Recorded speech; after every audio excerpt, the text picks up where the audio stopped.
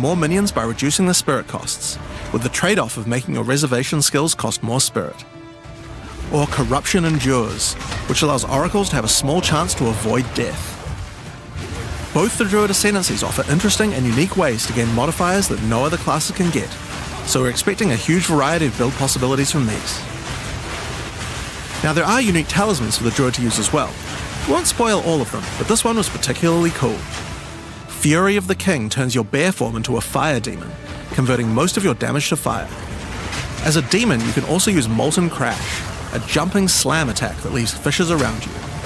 This unique also continuously grants glory, allowing you to use your ultimate abilities more easily. Now of course, the Druid isn't the only thing we're adding to 040. We still have a bunch more to show. With every new release, we create a new league, with new mechanics, new pinnacle bosses, and with a new story to tell. And this time is no exception. So let's roll the trailer for the fate of the Vaal.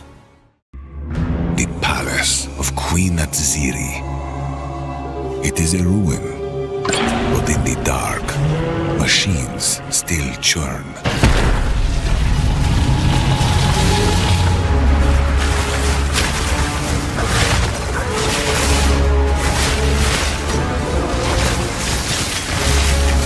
The temple has many functions, and with it, a chance to save the Vaal, a gateway through time.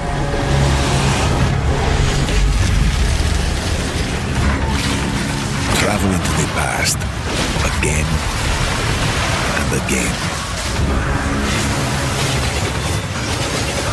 Alter the temple, uncover its secrets. Be rewarded for your sacrifice. And somewhere in the deepest chamber, my queen awaits. I beg of you, hear me. The beast cannot give you what you desire. You may have studied it, Doriani, but you do not know it like I do. It adores me. Come now, give unto me your desire. At last, fulfill my soul.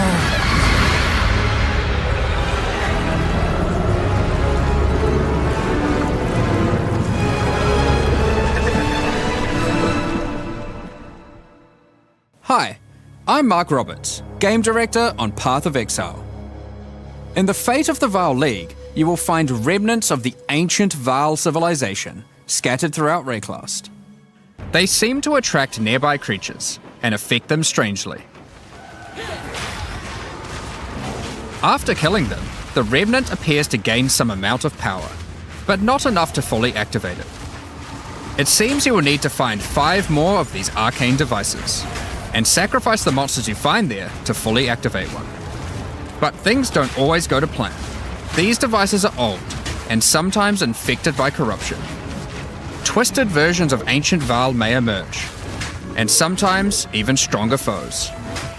On fully activating one of the devices, you finally discover its true purpose. A portal opens and takes you deep underground to a lost temple, once the home of Atziri, Queen of the Vaal. What treasures could still be inside?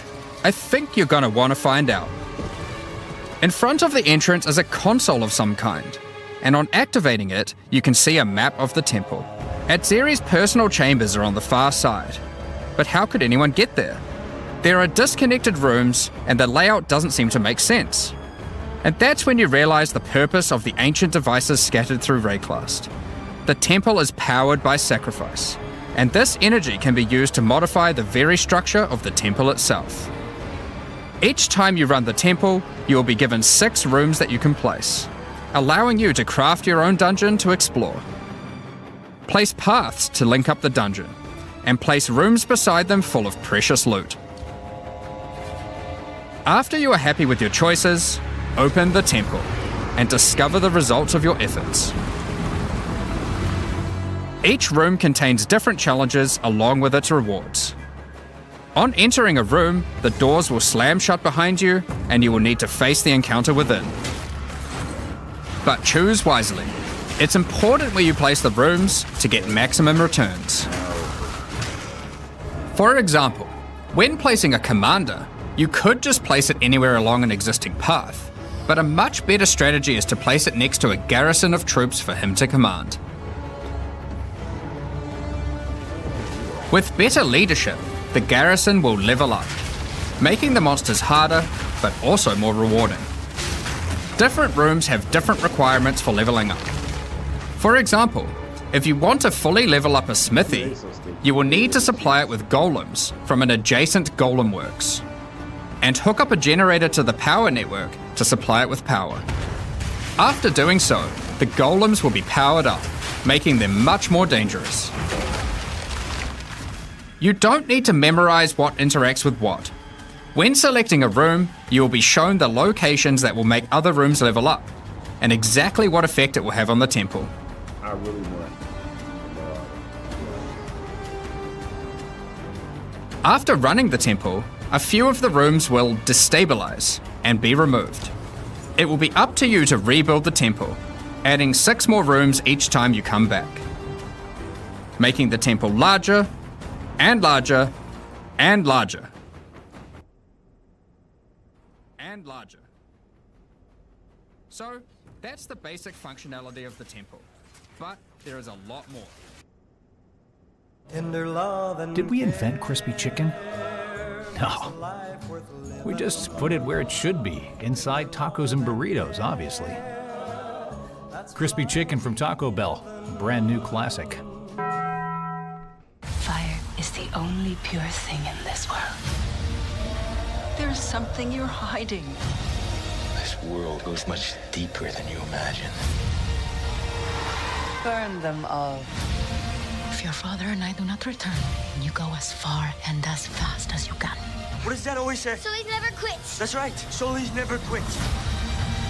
The day is come.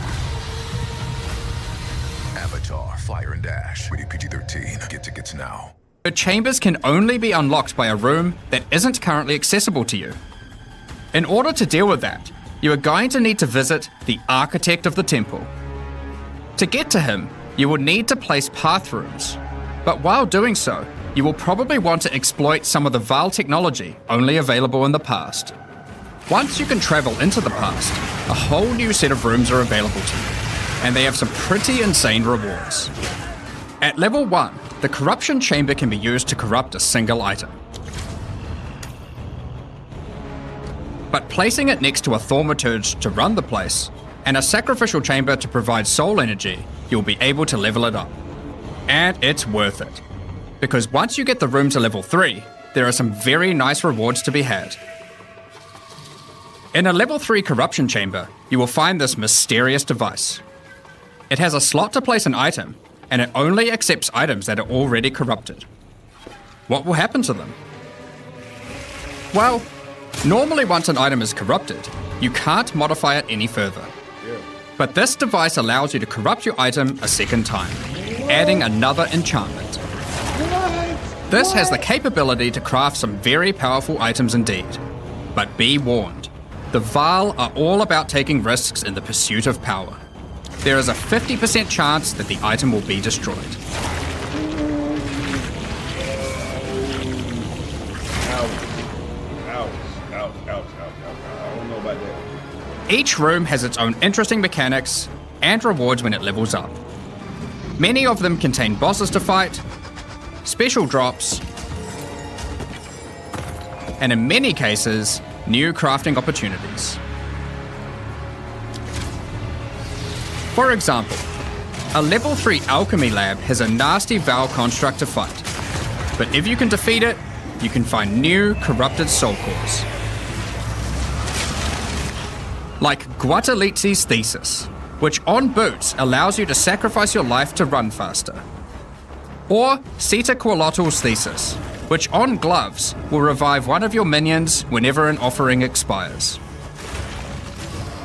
Get a sacrificial chamber to level 3, and you will need to face a highborn priest of sacrifice. Defeat him to be able to further corrupt a Vaal unique, modifying it in unpredictable ways. One of the mods of this unique will be removed and replaced with another random mod.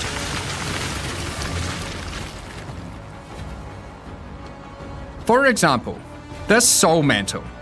It gives you an additional totem, but lowers your totem's life and curses you when they die. By using the machine, this could result in a terrible item if you remove the good mod, but also some amazing items if you replace the downside. Now, one extra thing to mention about these Vaal crafting machines. You don't have to take the items you want to craft into the temple. If you don't have the item you want to craft with you at the time, then clicking this button will allow you to create a currency item instead, allowing you to do the craft later or trade it if you want. Now, there are all sorts of interesting rooms you can find in the temple, but the last one I want to show you today is the Flesh Surgeon. A Vaal Flesh Surgeon can be leveled up by placing him next to a high-level synth flesh lab.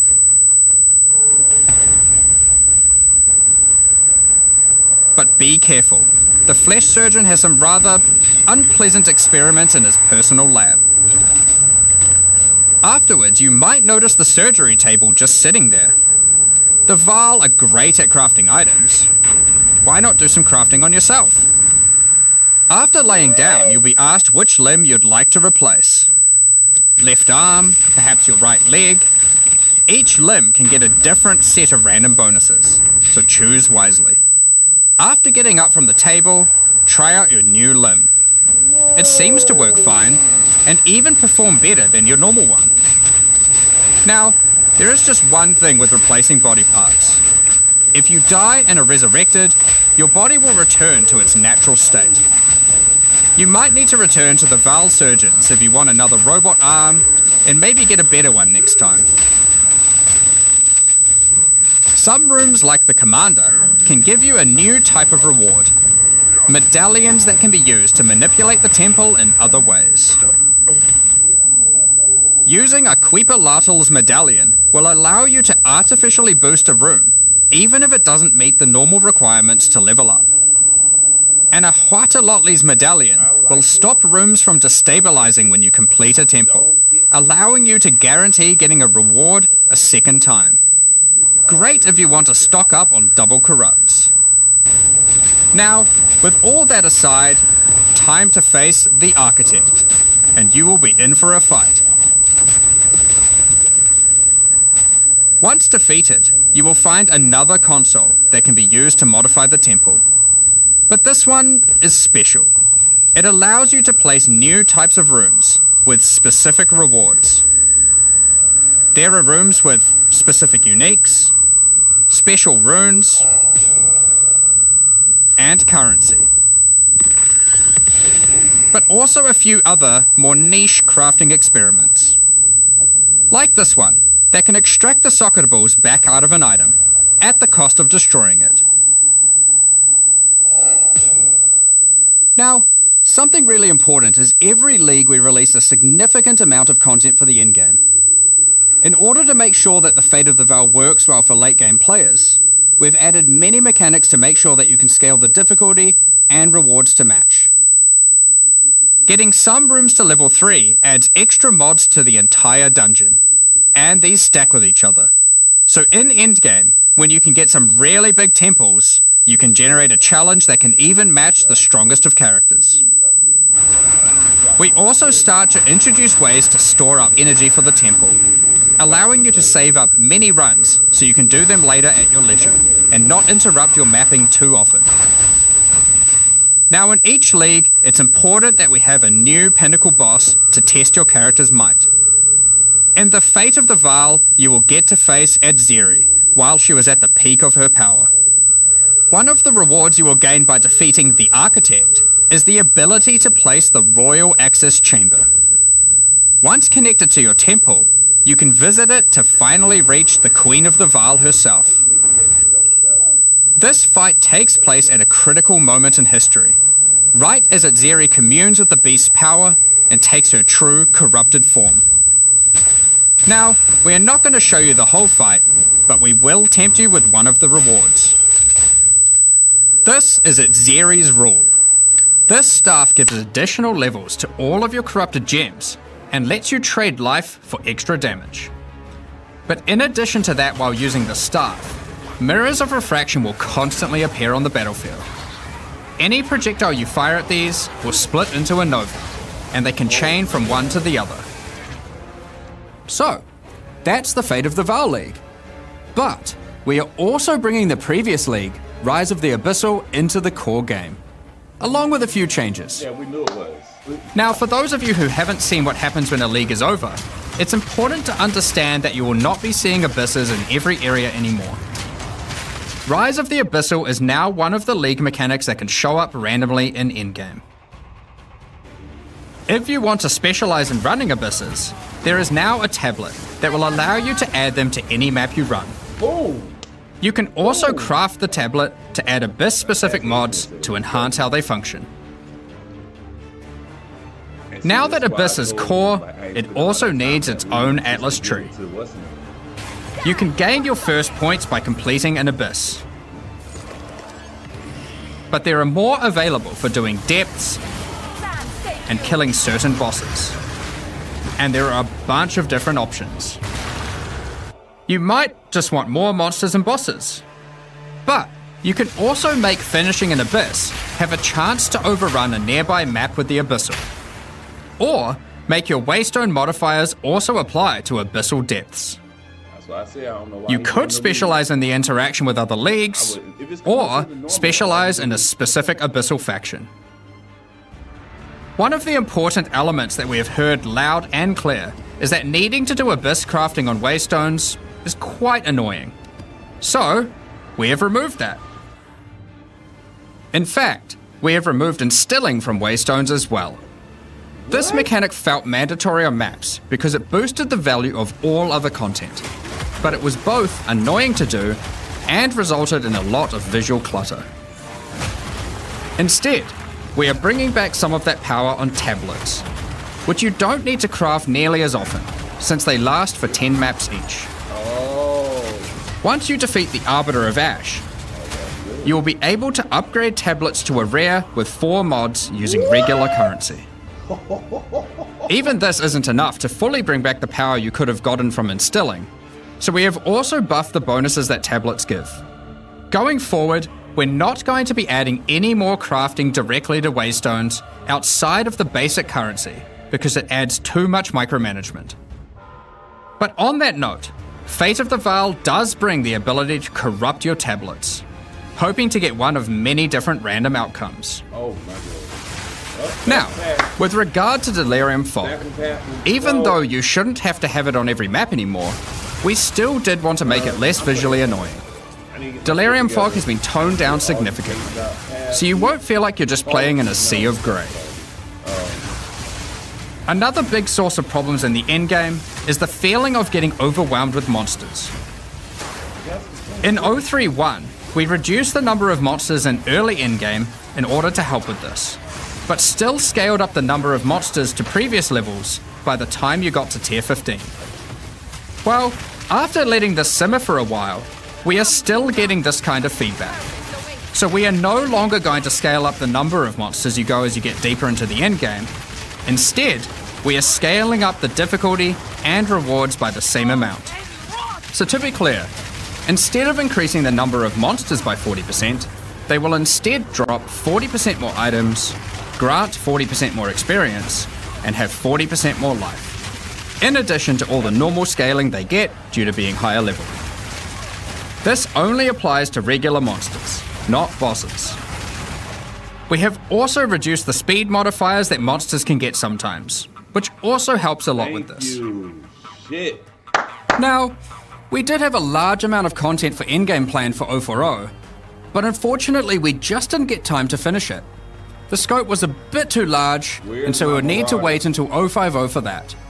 But rest assured, there will be a ton of upgrades for the existing leagues, as well as new pinnacle bosses, and a significant overhaul to the Atlas passive tree coming soon. Now, another problem that becomes a much bigger issue in the endgame is game performance. And we have done a lot of work here. The primary issue is CPU load. And to address that, a lot of things have been optimized. And we have done a lot of work to take advantage of more of your CPU cores. You should see frame rates of at least 25% higher. and a lot less bad frame spikes during gameplay. It does make quite a big difference, especially on consoles. A lot more work in this area is ongoing, and you will continue to see performance improvements over the next few months. Of course, another important area is game balance, and we have made a lot of changes. Now, most of these we will save for the patch notes, but I'll do a quick summary of some of the numbers. As well as adding 11 new unique items, we have rebalanced dozens of others that are not currently used very often. We've also done a pass over lineage supports. 21 of them have been rebalanced, as well as adding 9 more. Alongside the 2 new druid ascendancies, we have made balance changes to almost all the others, with some of them getting a grander rebalance, such as the Smith of Katava. Alongside the 20 plus new druid skills, we've also rebalanced 90 other active skills across all the different classes. And to top it all off, there are also over 250 new passive skills added to the passive tree. These changes should go a long way to increase the viability of many more skills, uniques, and overall build variety that can tackle our most challenging content. Next up, we're going to be talking about our new supporter packs. Today, we're launching 2 new series of supporter packs, the Precursor and Kalgurin packs. Each tier contains the pack's full face value in points, alongside several exclusive microtransactions. As always, the microtransactions in these packs are purely cosmetic and do not affect your character's power or progression in any way. The Precursor series of supporter packs contains 6 exclusive microtransactions. First up, the Marble Statue Character Effect.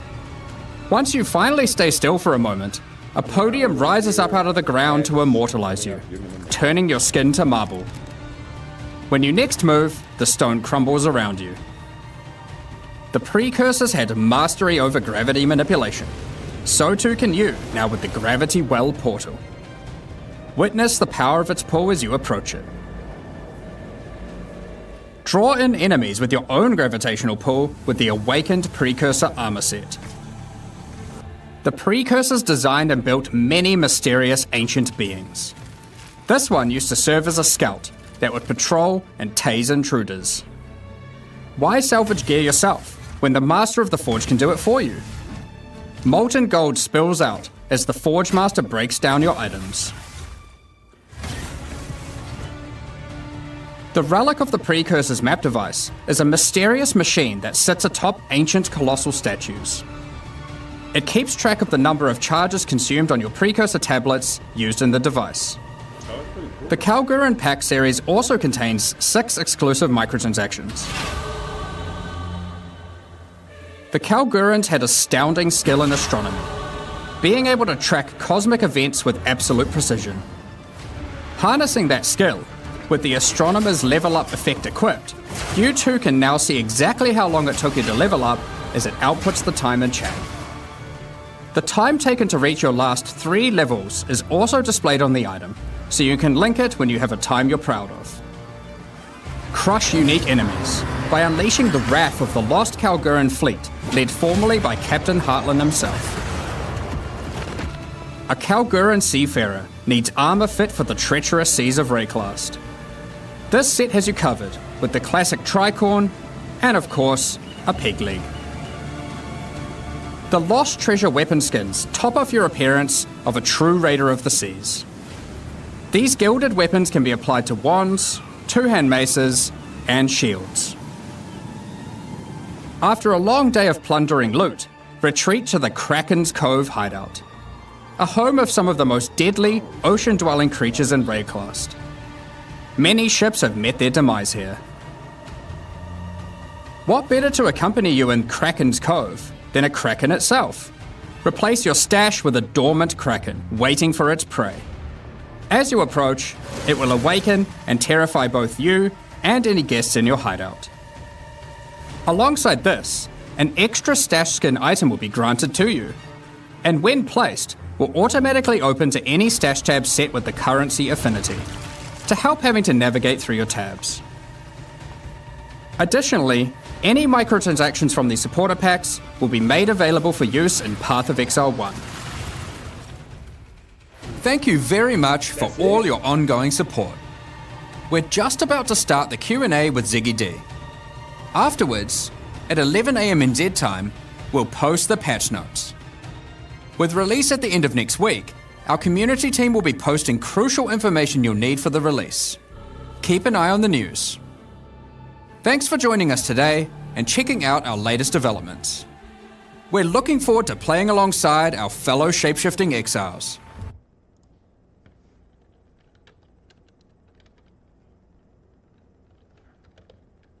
Patch notes today. Here we go.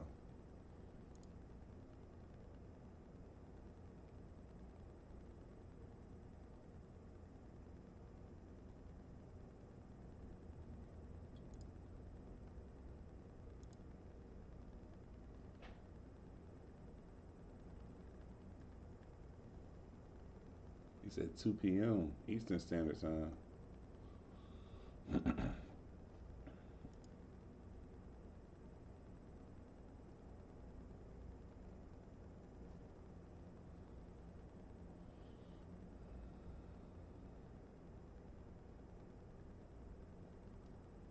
Stay for coffee. I'm never leaving, am I? Hey, Matter. Play long time.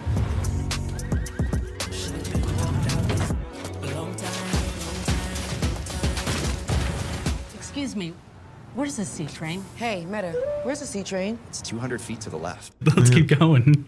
So I do have to open with this though. Is like Druid looked a little bit weak, I think, in the demonstration video today. Yeah, I think one of the issues that we have is like we're so concentrating on like just demonstrating how the mechanics work that we sort of forget to be like, okay, let's actually make sure the damage numbers that we're doing on this like test character we're filming here are actually like in line with what people actually normally expect. So yeah, there's just a few things there that we probably should have caught and made a little stronger there. But yeah, when you actually play it, it's certainly from the alpha feedback incredibly powerful. Like Yes. you know the like you know we were seeing some people say, oh, you know, the wolf looks weak or whatever. Well, I can assure you that on alpha there's a bunch of people saying the wolf is super OP. So you know it just comes down to. I want the patch notes.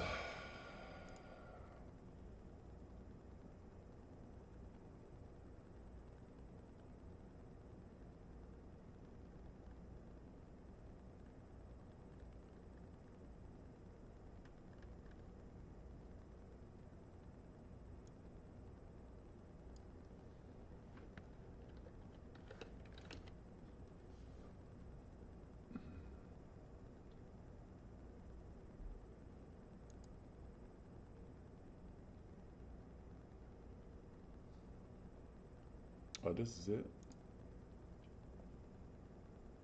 Add the support for the upcoming.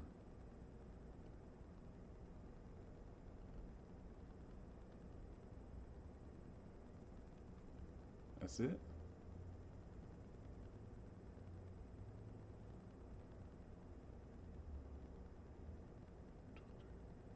No, this ain't it. They actually said,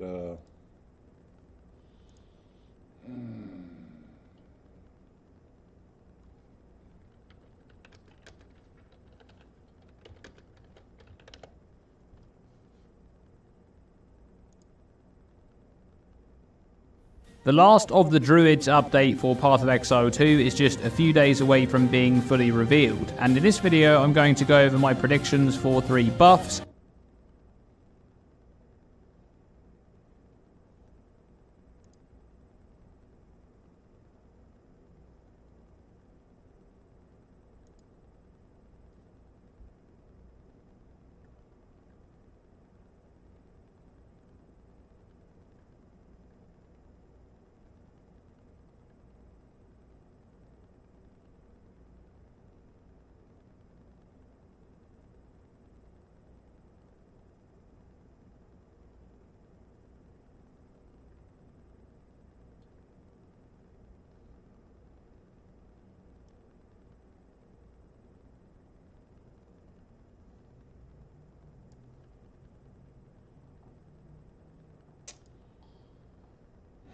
it just annoys me that they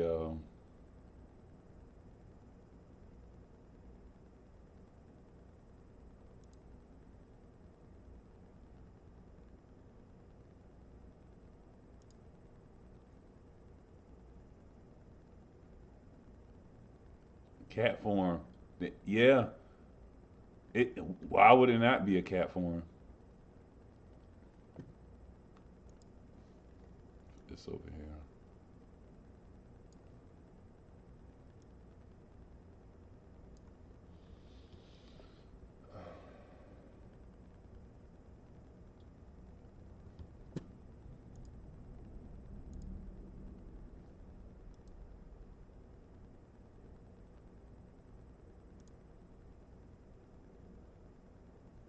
But I think it's like we went through so many iterations of that. So yeah, it was just a very tricky class overall, like just crazy. I remember seeing some very goofy looking like wyvern like months and months ago. Yeah, we were like trying to. This is not working. Right. Right. Like, well, I also remember like for a long time the wolf was just like a dancing dog. It was just like it looked really silly. And like man, the wolf as well. I mean, it was really hard to get right, and because one of the things we really wanted to avoid was I didn't want that too much of that whole like man in a wolf suit vibe. Yes. Like I wanted to actually get the feeling of like this is an actually different animal, which I think with the bear and the wyvern's way easier. With the wolf, it's like it's really hard not to just go back into that. So we had a lot of questions about like what even the locomotion was. How does it walk? Are we going to walk on 2 legs? Or are we going to walk on 4? We ended up splitting the difference. You can do both, right? Like you get that when you're attacking and you can be upright walking on 2 legs. When you're walking, you run on 4, and you actually do get a speed boost while you're on 4 legs. Like as a wolf, just so after like 1 second of walking, you go down on 4 legs, you start moving a bit faster. So yeah, it's actually pretty cool. An interesting thing there. I don't think is each form technically has a kind of passive benefit. Right. So obviously you got the running fast as a wolf. So can't remember exactly what the wyvern ones were, but like for the bear, for example, because you're just a bit bigger, you know, a bit of a tank. You actually do get armor, and armor applies to elemental damage as a thing, and like there's a kind of which is like honestly, unless you actually click the bear keyword, is like undescribed everywhere. Well, it was even more than that, because I was just looking at it in game before. The bear has like passive endurance charge generation. Yes, it does. From rage expenditure, it does. I was like, that's so cool. Yeah. So we really wanted to make sure that each of the different forms had things that can benefit the other forms. So like it was really tricky to think like, what are resources that a bear can generate? What are the resources that wolf can generate? What are the ones the wyvern can generate that the other ones can then use in order to kind of get that cross synergy? So that's kind of like one of the reasons why we had to kind of come up with all that stuff. And part of the trickiness. And that caught me by surprise as well, because like technically it's mentioned, but I never really fully understood the idea that you can swap between the forms, like human to animal and back. Yeah, I figured that's what's going on here. But you can like leap in as a wolf and then immediately transform to a bear mid slam. You absolutely can. So the thing with this is that you want to present a fantasy to someone as far as like what the UI is pushing you towards and all that sort of stuff. Like there are going to be a lot of people who are like, I want to be a bear, and they just pick bear stuff and they go all bear, right? But at the same time, we're unconstrained in the sense that you can pick all the other stuff. You can use it at the same time. So one talisman, like effectively when you pick on a talisman from like wolf, bear, or wyvern, what that's giving you is the default attack, right? That's what you're actually picking, and that's all it is, right? And that often will guide you, like what skills you're picking and so on, but you can just use with that same talisman as many different animal skills as you would like. That just means that you've got that sort of free-flowing, like, trying out different stuff, sort of combo gameplay that we, like to try and get. So, obviously there will just be a lot of people who just pick one thing, right? Like I absolutely expect that. There's a lot of experimentation to do there if you want to do it. Yeah, so you've tried to hit like making it so like people who just want like a simple straightforwards, like I just want to run out as bear and slam the ground, like that's certainly very possible there. But also you with this whole class you had the problem of how do we make like a spellcaster and a melee attacker that's shapeshifter as well. I mean, this class has got a bit of everything. For sure. How did you make all that kind of like work together and solve that build problem of like, how do you actually scale these things together in a way that just one thing isn't way better than everything else? Right. Well, I mean, it's always tricky, and Mark's obviously the one who handles a lot of the balance stuff. But I can see, even just from a design perspective, so I just throw over the fence all my horrible stuff, and then you're like, how the hell am I going to balance this? Effectively, like, so even with the spellcaster side, so one of the things we initially wanted with the spellcasting is a lot of it's like over time type effects that, so for example, with the volcano being the really obvious one, right? Like you can create this thing, and then you can turn into an animal and do other stuff at the same time. So we needed on the human side a lot of things that last for a long time. But the problem you then run into when you actually go to balance the thing is like, okay, well, if you've just got like 5 damage over time style spells, why not just cast all of them and then you don't have to ever do anything else, right? Like, so it's like that kind of stuff makes it really hard. So then you have to start thinking, okay, we want to make it so that you cast a long-term thing as a human, but then being an animal is going to augment that so that it improves it. So for example, with the tornado, it's got a similar mechanic to the little twisters that the hunters have, where ground effects can empower it with extra elemental stuff. And so then we're like, okay, well, if the animal forms are the ones that can create the ground effects, then that means that you're kind of like, you're going to want to do, you know, like, to mix that with the tornado, you now have to have both the animal forms and the spellcaster stuff if you want to get all of that together. So it's just a lot of that thinking about how can an animal form aid a spell, how can a spell aid an animal form, like all the way through.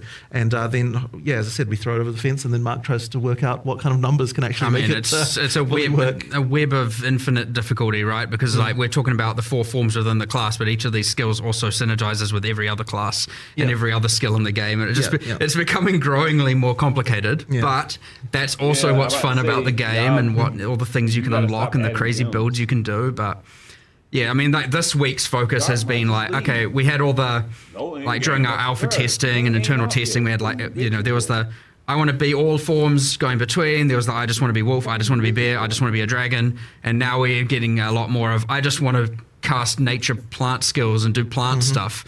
And so it's like, okay, well, how do we make that work? Well, unlocking the secrets of quite long duration. So we're having a bunch of complexity with that as well. And it honestly it does just spiral into like, oh my God, there's 20 million variables here. But it's fun. And at the end of the day, as long as it is honestly fun to play, then honestly we're golden. So, you know, I would say we're pretty much there on almost everything with this class. I'd actually say we're a little bit more prepared than normal. We've had a lot of testing. Despite, I mean, partly because it's been in the works for so long. But yeah, it's, I don't know, like ultimately pretty fun. I'd say there's still something, obviously there's still more to do. There's obviously always more to do. But yeah, there's a lot going on, a lot of enjoyment. I saw yesterday, I was just like walking past someone's computer and, you know, someone was mentioning like, yeah, it's just fun placing 6 volcanoes and then just slamming on them. I was like, all right, sweet, you do you. Like, that's fine. I was definitely enjoying obliterating bosses in bear form, like with dropping tornadoes, and there's the totem which you can summon in animal form. And then you're putting fishes down and they're exploding, and you're putting extra things on the ground and they're exploding. And there was definitely some boss deletion going on there. So. Even just walking past the just many entangles going out, and then there's that plant support gen. We're like, all right, it's putting the new. I see chat being like, no, Ziggy, don't get it nerfed. I do have to admit that I did already get one thing, let's say fixed. There was a thing that was like double generating rage. So I'm like, I don't know if this was intended. And like, no, the designer said that's probably not intended. Thanks, Ziggy. I'm like, I don't know.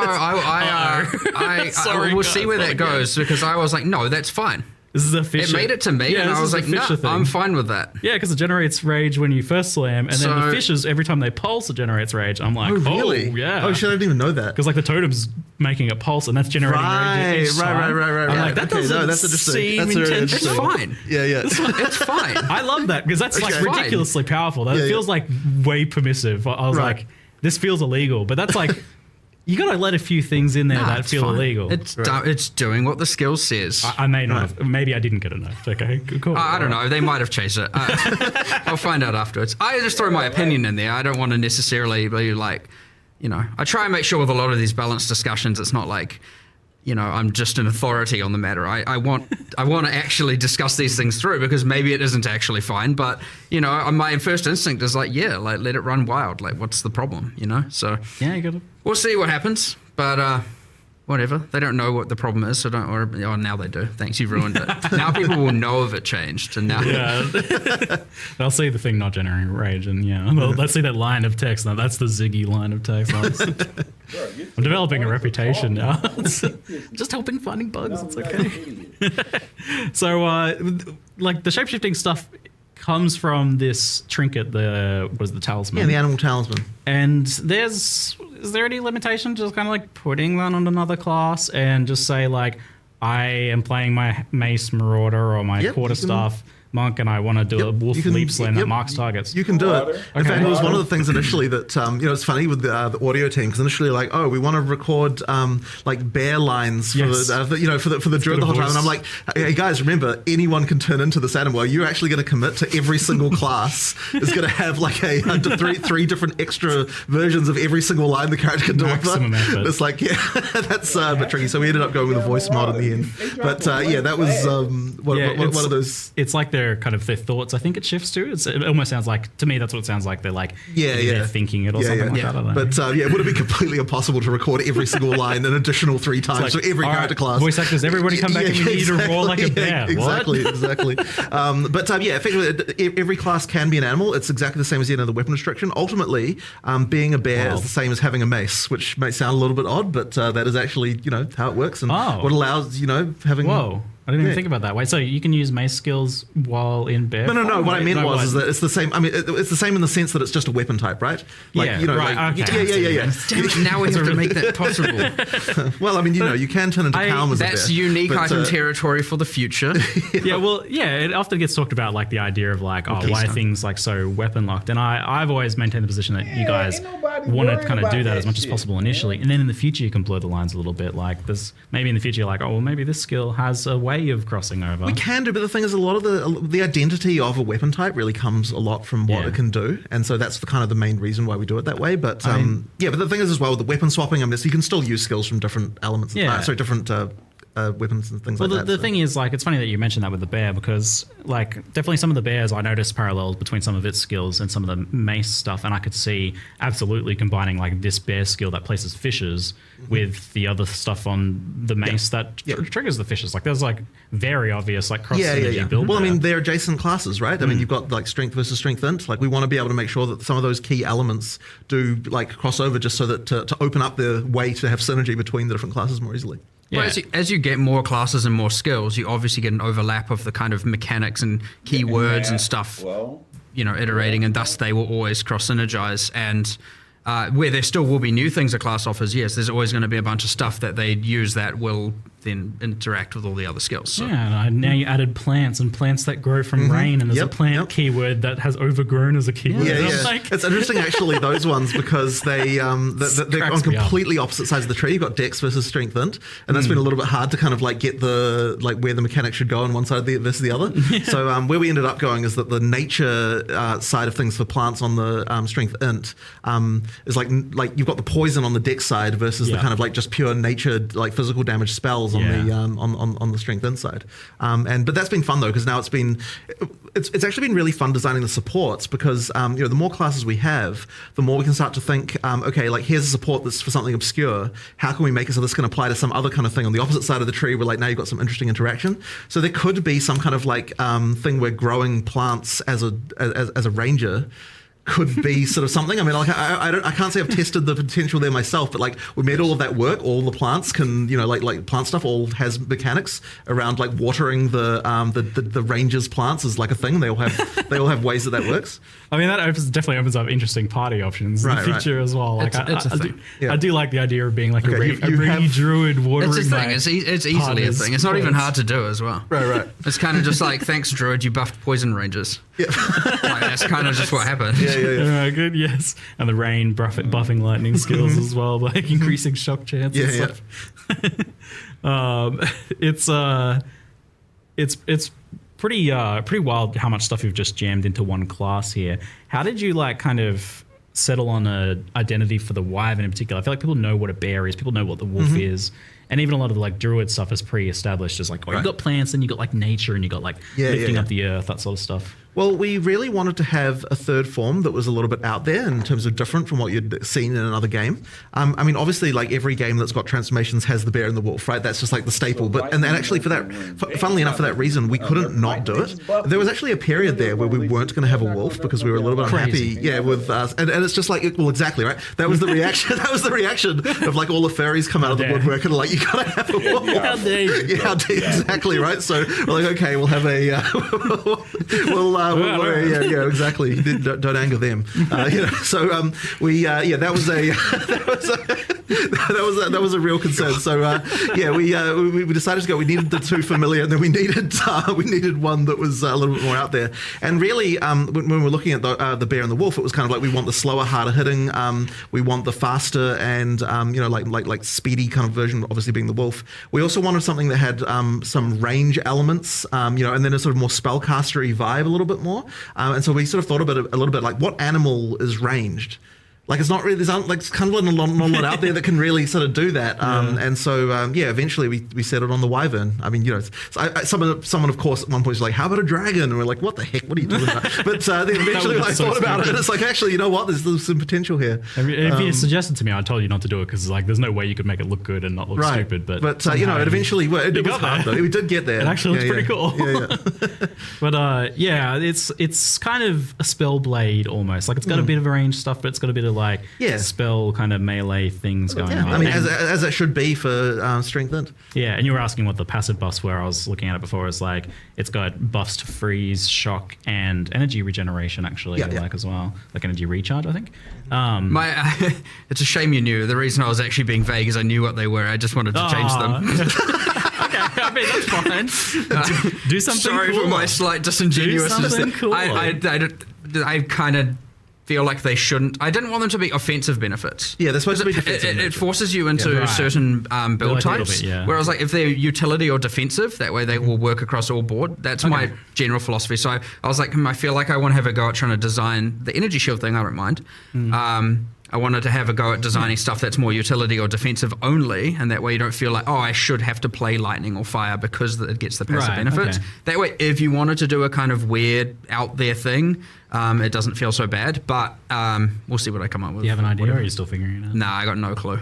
I don't know. You could play on the fact it's got like, wings to, something defensive for block or something for, hard carapace maybe, or... I don't know, the fact it has wings, something to do with the wings, much dragon lore to pull from. I got like a book that my daughter really likes to read that's like full of dragon lore. I'll send you some ideas. All right, sweet, yeah. Dragon, they hoard gold, right? Gold finds? Yeah, that sounds like it. Eat piles of gold for buffs or something. There's gold over there. Quick, shapeshift, pick it up, shapeshift back. No, I'm obviously joking, please. I'm not doing that. Gold find, no, please don't. Mandatory dragon gold find build. I know it's kind of funny though. It's distinctly PoE. So the druid is this like strength int class, and with the Templar we had the idea more of like you've got that armor energy shield stuff, but that's still the case here, as that's the strength int base. But I feel like the energy shield stuff is not as iconic to druid. How have you incorporated that and made it feel like something that makes sense, or like in what ways have you incorporated that to the druid? I feel like it's not obvious. It's a little bit off in terms of the feel there, but at the end of the day, we kind of don't really have many options as far as what we can do. I mean, like that, it is important for it to be that it has that, like armor and energy shield approach. There's a few sort of interesting, what do you call them, spirit reservation gems. I don't know I can never remember what the official name of that is. That sort of interact with that stuff in a dual way. So there's like that bark skin thing that effectively allows you to take advantage of energy shield to generate armor. Like, so when you lose energy shield, you get armor instead, and like it like creates little bits of bark on your skin. Cool. There's like things like that we've added. But it's a little bit of a thematically weird thing. I think probably the weirdest part about that is like, you're going to have energy shield as a bear. It's a bit strange. Like, getting hit as a bear and then there's a little energy shield pop. But I mean, it is what it is. It kind of has to be that way. Well, you don't have to. Well, I suppose, sure, you can go full armor if you want, but I feel like because there's like such a range of identities within that one class as well, that you've got the bear maybe that doesn't really align as much with that. There's definitely more armor stuff. Yeah, so you could build more strength when depending on what animal form you're playing, of course. Yeah, whereas like the wyvern potentially has more of that kind of magical aspect to it. Whereas I mean, and that's why the wyvern itself does get the benefits to energy shield, and the bear does get the benefits to armor in order to kind of make it so you are like, depending on what animal form you're going, there's a bit of alignment in the defenses there. I mean, really, it's the tree that inspires and motivates this. Right, like a sorceress could be on the bottom side of the tree and still have the same skill set, and obviously the damage nodes are a bit weird, but it could work. There's nothing saying. I mean that's part of the beauty of the game as well. I mean, I had that experience where I was like, because it wasn't as clear. I was almost inventing my own lore there a little bit, where I was speccing the regen from the druid, and then the zealot's oath right there. I'm like, oh, this actually like. you're converting your natural kind of like life regen into energy shield. Like, this is kind of the druid's thing. Like, yeah, I mean, that is a way for sure. Like, keystones certainly are pretty powerful, and we have a bunch of, I think there's an extra, I can't remember what it's doing. There's one that says do not translate on it, so it's in progress. But yeah, we were playing around with trying to have some armor energy shield, more hybrid stuff going on with the keystones there. It was based on, what's it called? PoE1's, is it Divine Shield? Is that the name of the keystone? I can't remember. Too many names. But, you know, it's based on that, but not exactly the same, like a derivative of that we're trying to get going. But, yeah, it's just because I was like, we need more keystones that I feel more druidy. And I know there's a rage one there that is embracing the animal ferocity, where it, like, what does it do? It's like doubles your maximum rage, but makes you don't get inherent bonuses from rage. So it's like, if you really want to do the skills that are rage consumers, like rampage, and you just want to rampage for as much time as possible, you obviously go for that keystone. You lose the benefits of rage, but you get to rampage around for twice as long. You know, so a few things like that we're trying to add that are thematic as well. And I think that's another one of the really cool parts about adding a class is 1/6 of our tree was just filled with just placeholder garbage. Like, actually. Like, there's a giant link thing there. There's no links in the game, really. You know, it's like, what are we doing with that? You know, it's like, and so I was like, well, that looked like a vine. Just make that a plant thing. And, so now it's a plant thing that talks about overgrown plants. And but we filled in that whole bit of the tree. And guess what? Now witches and sorceresses have more energy shield stuff on that kind of direction around towards the druid, and warrior has more, and you know, and I don't just mean energy shield, I mean everything, all the mechanics, right? All the int mechanics are kind of there, the strength mechanics, everything. So it is nice we finally have a class in every different part of the tree, so like we don't have this like weird open stuff anymore. That area of the tree was a little strange. I mean, it's such a massive tree already, and you're adding more to it, and then like I have to wonder, like, you added this Oracle class. Like, I saw the Shaman one, I was like, yes, this is exactly what I expected. But then I saw the Oracle, and you guys had like 130 extra passives. So far. Like, why do you do this to yourself? Like, that seems ridiculous. It's fun. Because it's cool. Because it's cool. That's really the best reason you could ask for, right? Yeah. I was like, I really went through, I mean, I know we showed 2 examples, but I was like, really want to make sure there's like cool off-spec stuff here. I want to make sure that if you want to be able to get more of a certain thing, this is a way to do it. I mean, at the end of the day, it still costs passive points to allocate, right? So it's more about, you know, maybe you want some stuff that normally you'd have to go to the deck section for and get, you know, maybe some projectile related stuff, and now you can get it up there because it allows for some kind of weird off class. And it was all themed around, you know, if you got to live your life again, what would you change? Like, what different paths would you take? And so it's this interesting, like, it's an existential crisis as a node. That fits PoE. Initially, I always write my little blurbs about them to you know, get them in the live stream, and I was like, it's got all the passives not yet added to the game. I thought it was an interesting way of looking at it. Not that that's actually how it is, but I thought it was like a kind of, it's like lessons you learn, you get to now use in advance kind of. I thought it was just a cool thematic thing that linked to the class. And it's easy, by the way, to, as designers, to see that kind of thing and go, we have a million things to do. Like, is that really, like, that's too much time, too much work, right? And I'm just like, sad, isn't it? If we say that about everything, you get nothing cool. Yeah. And so it's that, and I mean, even the shamans, like runes revealing hidden powers, like we're setting ourselves up for a large amount of cumulative time over a while, right? Any rune we add, anything, like we have to add and consider the shaman stats, and that's another whole axis of things. We have to meta balance every league, and same with the Oracle passives, and every time we change the tree, and like when we eventually add the Templar, we're going to have to relocate all those nodes because that tree's going to get a giant. Now we've got 2.5 classes in one section, but it's worth it. It is actually worth it. You add so many builds, so many cool things, and if you don't want to deal with it, just pick another class. It's fine. You know, you don't have to, or pick other nodes on the same class. You know, you don't have to take that node. So I think this like very clearly communicates that you're also okay with this idea of there being just like hidden cool stuff to discover that you're not going to know ahead of time, because you can't like look at the class options on the character selection screen and know what the passives are going to be that are hidden behind the Oracle ascendancy, right? So it's like, yeah, that's cool. That's fine. Yeah, I mean, you just look. There's always going to be community tools, and they're going to come up with a way to make that, to the build guides and all that kind of stuff. So I love the secret stuff. I actually got my secret Abyssal Lich. Yeah, wild. It was an actual final secret, and maybe there's more. Well, you want to do more of that, don't you? I can tell. Look at him. He wants to do more. Of course, I love it. I love people having cool secret things they can find, and it isn't just like 1000% pre-planned out of the gate. Like, I understand the need to plan. I understand the need to have confidence in a build, and you don't want to go in and only realize you've made the wrong decisions and stuff like that, for sure. But I definitely want to find that balance where you have that while you also get your cool secrets that you get to add to the game that are fun. Yeah. I think there's like a couple more chat questions on Druid, but we'll try and move on to the other stuff soon because I know people want to talk about the other thing. I could talk about Druid all day. I think the design's super interesting here.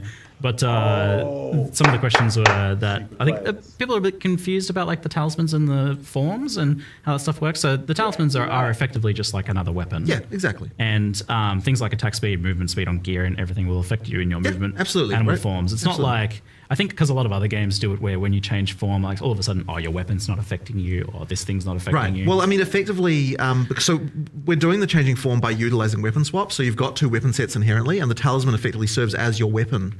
Like if you're playing a druid, you are going to have to learn how to use weapon specialization passives and stuff like that if you want to have the spellcaster and melee thing. Now, a lot of the passive tree nodes, like in the druid section of the tree, all have like attack and spell damage and that kind of stuff. So like certainly for most of the start of the class, you won't have to worry about it. But as you get deeper in, and if you want to do hybrid spell attack, you are going to have to think about like, okay, what are my attack passives, what are my spell passives, and do that. I was actually surprised at how simple and straightforward it was to do. So like the weapon specialization tree thing, you still do need to think about and understand how that works. But the basics, like using the actual skills, just happens automatically. Like I didn't ever have to actually go in and no. You don't have to worry about that part. Just because of the fact that because this has always been the rule, but it's really apparent here. Like if it'll swap to the weapon set that can use the ability. So therefore, you don't have to actually tweak it. You just put it in and it kind of works. If I tried to use my spell, it would shift to human automatically and use the staff.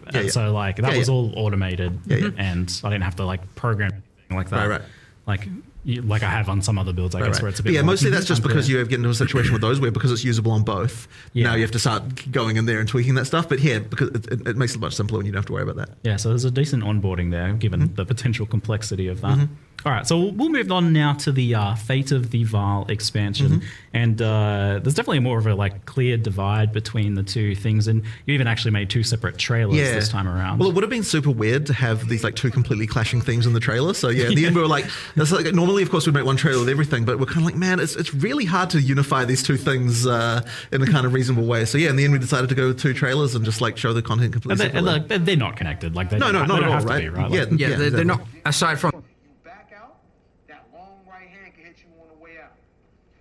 both of them having a buttocks in it, they're not connected. That just happened. That was total accident, by the way. It was just like two totally unrelated. Sure. I was praising the equality of it. Right. Yeah, I was great. There's buttocks for everyone here in this trailer. Excellent. Thank you. So this expansion is, and we saw this a little bit where you tried to work in the previous League mechanics into like story quest stuff, which I was super keen on. This expansion definitely feels much more deeply linked into the campaign and story, to the point where like Doriani's saying, go back in time and try and change these things that happened in the campaign. I was like, this feels like a major campaign story beat. There's a few things going on there. So like initially, this League, unlike I think what we've done too much of in the past, the storyline develops quite a lot more kind of like through the campaign with different events that happen and sort of link in a lot. And part of the reason originally for that is that one of the things we sort of don't like necessarily about what leagues do is like you've got this situation where you like walk out of town in like, you know, literally the first area, and it's like some eldritch entity is immediately recruiting your services. You know what I mean? Like it's actually very like unfortunate. Put this rusty thing in your body. Exactly right. So we kind of wanted to try and make sure that there's a little bit more like it doesn't feel like the world is on your shoulders like right from the get go. Like there's actually like a little bit a growth of epicness throughout the league. So like if we'd have had it, so it's like you're time traveling into the past, like the moment you walk out the gate, it's like okay, it's just not quite right. So we decided what we'll do is we'll make so that, you know, there is the temple. We've got a kind of like almost a baby version of the mechanic where you've got a lesser number of rooms, like it's kind of a bit simpler, like to start out with. And then once you pass the sort of key point in the storyline, then it like really opens up. You go into the past, you've got a little more story stuff going on. It did add quite a lot more work to kind of have to make 2 versions of a bunch of things and that kind of stuff. But I think it is worth it because it means that it feels like the league has a lot more going on. It just doesn't kind of break you don't break immediately the feeling of the world, which has been a problem in the past. I have very strong opinions on this one. It's like dark horror, gothic, secondary. 3 dimensions deep of, you know, like I'm in the past or in some sort of demon realm now. I don't know what's going on here. And I mean, it's fine as you go, but this is actually one of the challenges I think we're going to have just designing leagues generally, is that they're going to require a bit more work to make them feel right. I mean, even just something as simple as like the Vaal sacrifice circles that you get throughout the world. Normally what we would have done is like make one thing and call it a day. Here what we've done is we've got like 10 or more. There's a ton of variations of those where for like each act we're like, in like for each area we're thinking like, okay, which like we need more of these so that we can use them so they feel natural in the place where they are, like do a bit of material reskin, stuff like that. Like that's kind of the stuff that we now need to do to sort of make it feel like you're not breaking like the world. the Period 1 style, you know, betrayal basement. You know, you just okay. So there's just a basement everywhere, like in the mud flats. Like okay, you know, that just doesn't fly anymore at all. So like we want to make sure that these things are way more believable. Right. Like you are actually convinced. You're like, you know, this makes sense.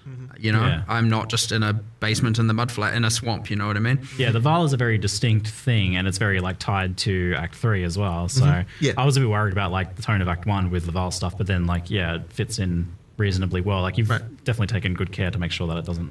Well, I mean, it's a matter of making it feel like there's some ancient ruin that then later someone came along and like some Ezomites went in there and they built some stones around it because they're like, well, what is this thing? And like we just thought a little bit about like how would the culture here have reacted to the fact that there was this ancient ruin from long ago in this location and that kind of thing. Yeah, okay, interesting. And you mentioned to me that this is the bar for what you want to be doing. This is the quality level for what you want to be doing. So I'd say that like it does sort of I would say here, like the level of polish and the stuff that we're doing, like the amount of content that a league needs to actually be good. Like, you know, obviously when we did 020, the league was a little bit like, you know, it was just the Asmerian spirits. And like, I mean, it was a league, but it wasn't really, didn't have like the depth of content and stuff that you needed. And then with 030, I think we did a lot better. Like it came a lot better, but I still don't think we quite got there in terms of like PoE 1 level kind of. And then this one here, I think like, you know, you get up to the level of quality that we really want to be delivering in PoE 2, like, you know, post release and everything, and like the kind of the amount of content you need for a league. Like it needs to be quite sizable and good, and it did take a lot of effort, but I think it's worth it because it sort of shows you what we can do when we. I was gonna say that's like a high bar that you've effectively kind of like locked in committing to for expansions. Well, hopefully I don't come to regret it, but you know, it's and honestly the scope did explode a little bit because when we I think that one of the things so when I initially designed the league, I was kind of like, okay, we're going to have like some limited number of rooms. We kind of spec'd it out, and like we, you know, and each one will have a few levels, and it kind of didn't seem like it was that large. But really, in the context of PoE 2, it's like, well, if you're going to spend effort to upgrade a room, it needs to feel meaningfully different and have meaningfully better rewards and all that stuff. And it pretty soon expands into like a really huge list of like different combat encounter mechanics and different like crafting mechanics and different rewards and everything. Like, there are so many new rewards and things in just in the temple. It's crazy. Like, you know, there's a lot there. Like, certainly the number of expanded crafting options and all that sort of stuff. I mean, you know, we could take some inspiration from what PoE 1 did with Incursion, you know, in terms of double crops and stuff, but we had to make it work in a PoE 2 context. You know, there's just a lot there. Yeah, I've followed your progress with designing this one from the very beginning. Yeah, the funny thing is about that is that it actually came from a game that you recommended that I play. I wasn't going to even say it. So you recommended that I play this game called Loop Hero, and I really enjoyed it. Then, I mean, everyone's going to think that the game we're inspired by is Blueprints, but it actually wasn't. It was Loop Hero. It was so good because I told you about that game, and then it was like a week later or something, you sent me a message like, "Hey, I've made this little program." Yeah. So I prototyped up like a thing that for what would become the UI for Incursion. We actually ended up. It's funny because this is like the first League I've actually personally done code on in like quite a long time. You really got into it. Yeah. Because I mean, it was a real fun, just like evening thing to like go and just like work on this design. One of the great things about doing that is that I got to make so many design changes just in the course of like of writing it, like which I don't think necessarily would have gone exactly the same way if I was getting other people to do it. So yeah, that was really fun. And just make and then effectively the back of it is like the code that I wrote, but obviously the UI of it is like a whole thing that a bunch of other people worked on and made look really awesome. But that was a lot of fun. Yeah, what is it like about this one that grabbed you so much? Because you got so involved and so personally, like working on it at home. Yeah, I just really enjoy this kind of like little game within a game, like little metagame things. So just that dungeon design thing is just a really fun thing for me. Tile placing, is good, right? It's always it's really fun. Love a good tile place. And I just like coming up with all little ways that they can interact and that kind of thing, and try to make one each feel a bit different and that kind of stuff. It's just a good time. Yeah, and it's got this like iterative design where you're building a temple, you run it like it's a really small one at first, and then it crumbles a bit, but you're still kind of building on what you're doing each time. Yeah. It's like a weird kind of like roguelike-y thing without being a roguelike itself. Yeah, exactly. So with that design then, I'm curious, like does it like fully reset at some point? Like for example, when you kill at Zeri or It never fully resets, but when you kill at Zeri or defeat an architect, quite a lot of the temple gets destroyed. So there's this kind of destabilization thing. So it goes back to not the start, but kind of I think it removes like 2/3 of the rooms. There's some number like that it gets rid of at that point, and then you kind of have to build up again. So that's just that effectively means that like when you do those options, you're getting like new reward rooms and things to play. So it's giving you new goals, and then you have to work towards those goals again. And then ideally, those reward rooms can be rewarding enough that the benefit of going back to smaller is or I'd say the negative of going back to smaller is completely outweighed by the benefits you're getting from the extra rooms that you're able to place. So you can juice it a fair bit too. You can, yeah. There's a lot of like modifiers that are getting added on by each room, and you can place quite a lot of them. Yeah, you can. Yeah. Do you foresee people building out like a huge temple and then kind of not having it decay as much as possible? Yeah. Like I mean, Zeri? It's absolutely intended that you'll do that. I mean, once you've defeated at Zeri enough times, you've got the uniques from there, and you've done like other things like that. Then you absolutely will like probably want like for ultra end game play when you really want like the most challenging stuff and you're just like looking to get like as many double corrupts as you can and stuff like that. You're probably going to want to keep the temple large and specifically not do the stuff that would cause it to destabilize, because if you don't kill the architect and you don't kill at Zeri, then it will it'll only pull you back. I can't remember the exact number of rooms, but there's some number of rooms that go away when it's quite full, and then you can just juice it really high and have really challenging in-game scaling tier of stuff. Because one of the things we were sort of concerned about is that there is some in-game content that just doesn't really scale as hard as it needs to scale in order to make it properly in-game viable. Yeah, we wanted to make sure that this was not the case here, that it actually does scale enough into the in-game. Okay, so like designed to be pretty farmable and to be pretty late game relevant. Of course, yeah. It gets pretty hectic with all those mods. Yeah. With how many rooms are on there and like. Yeah.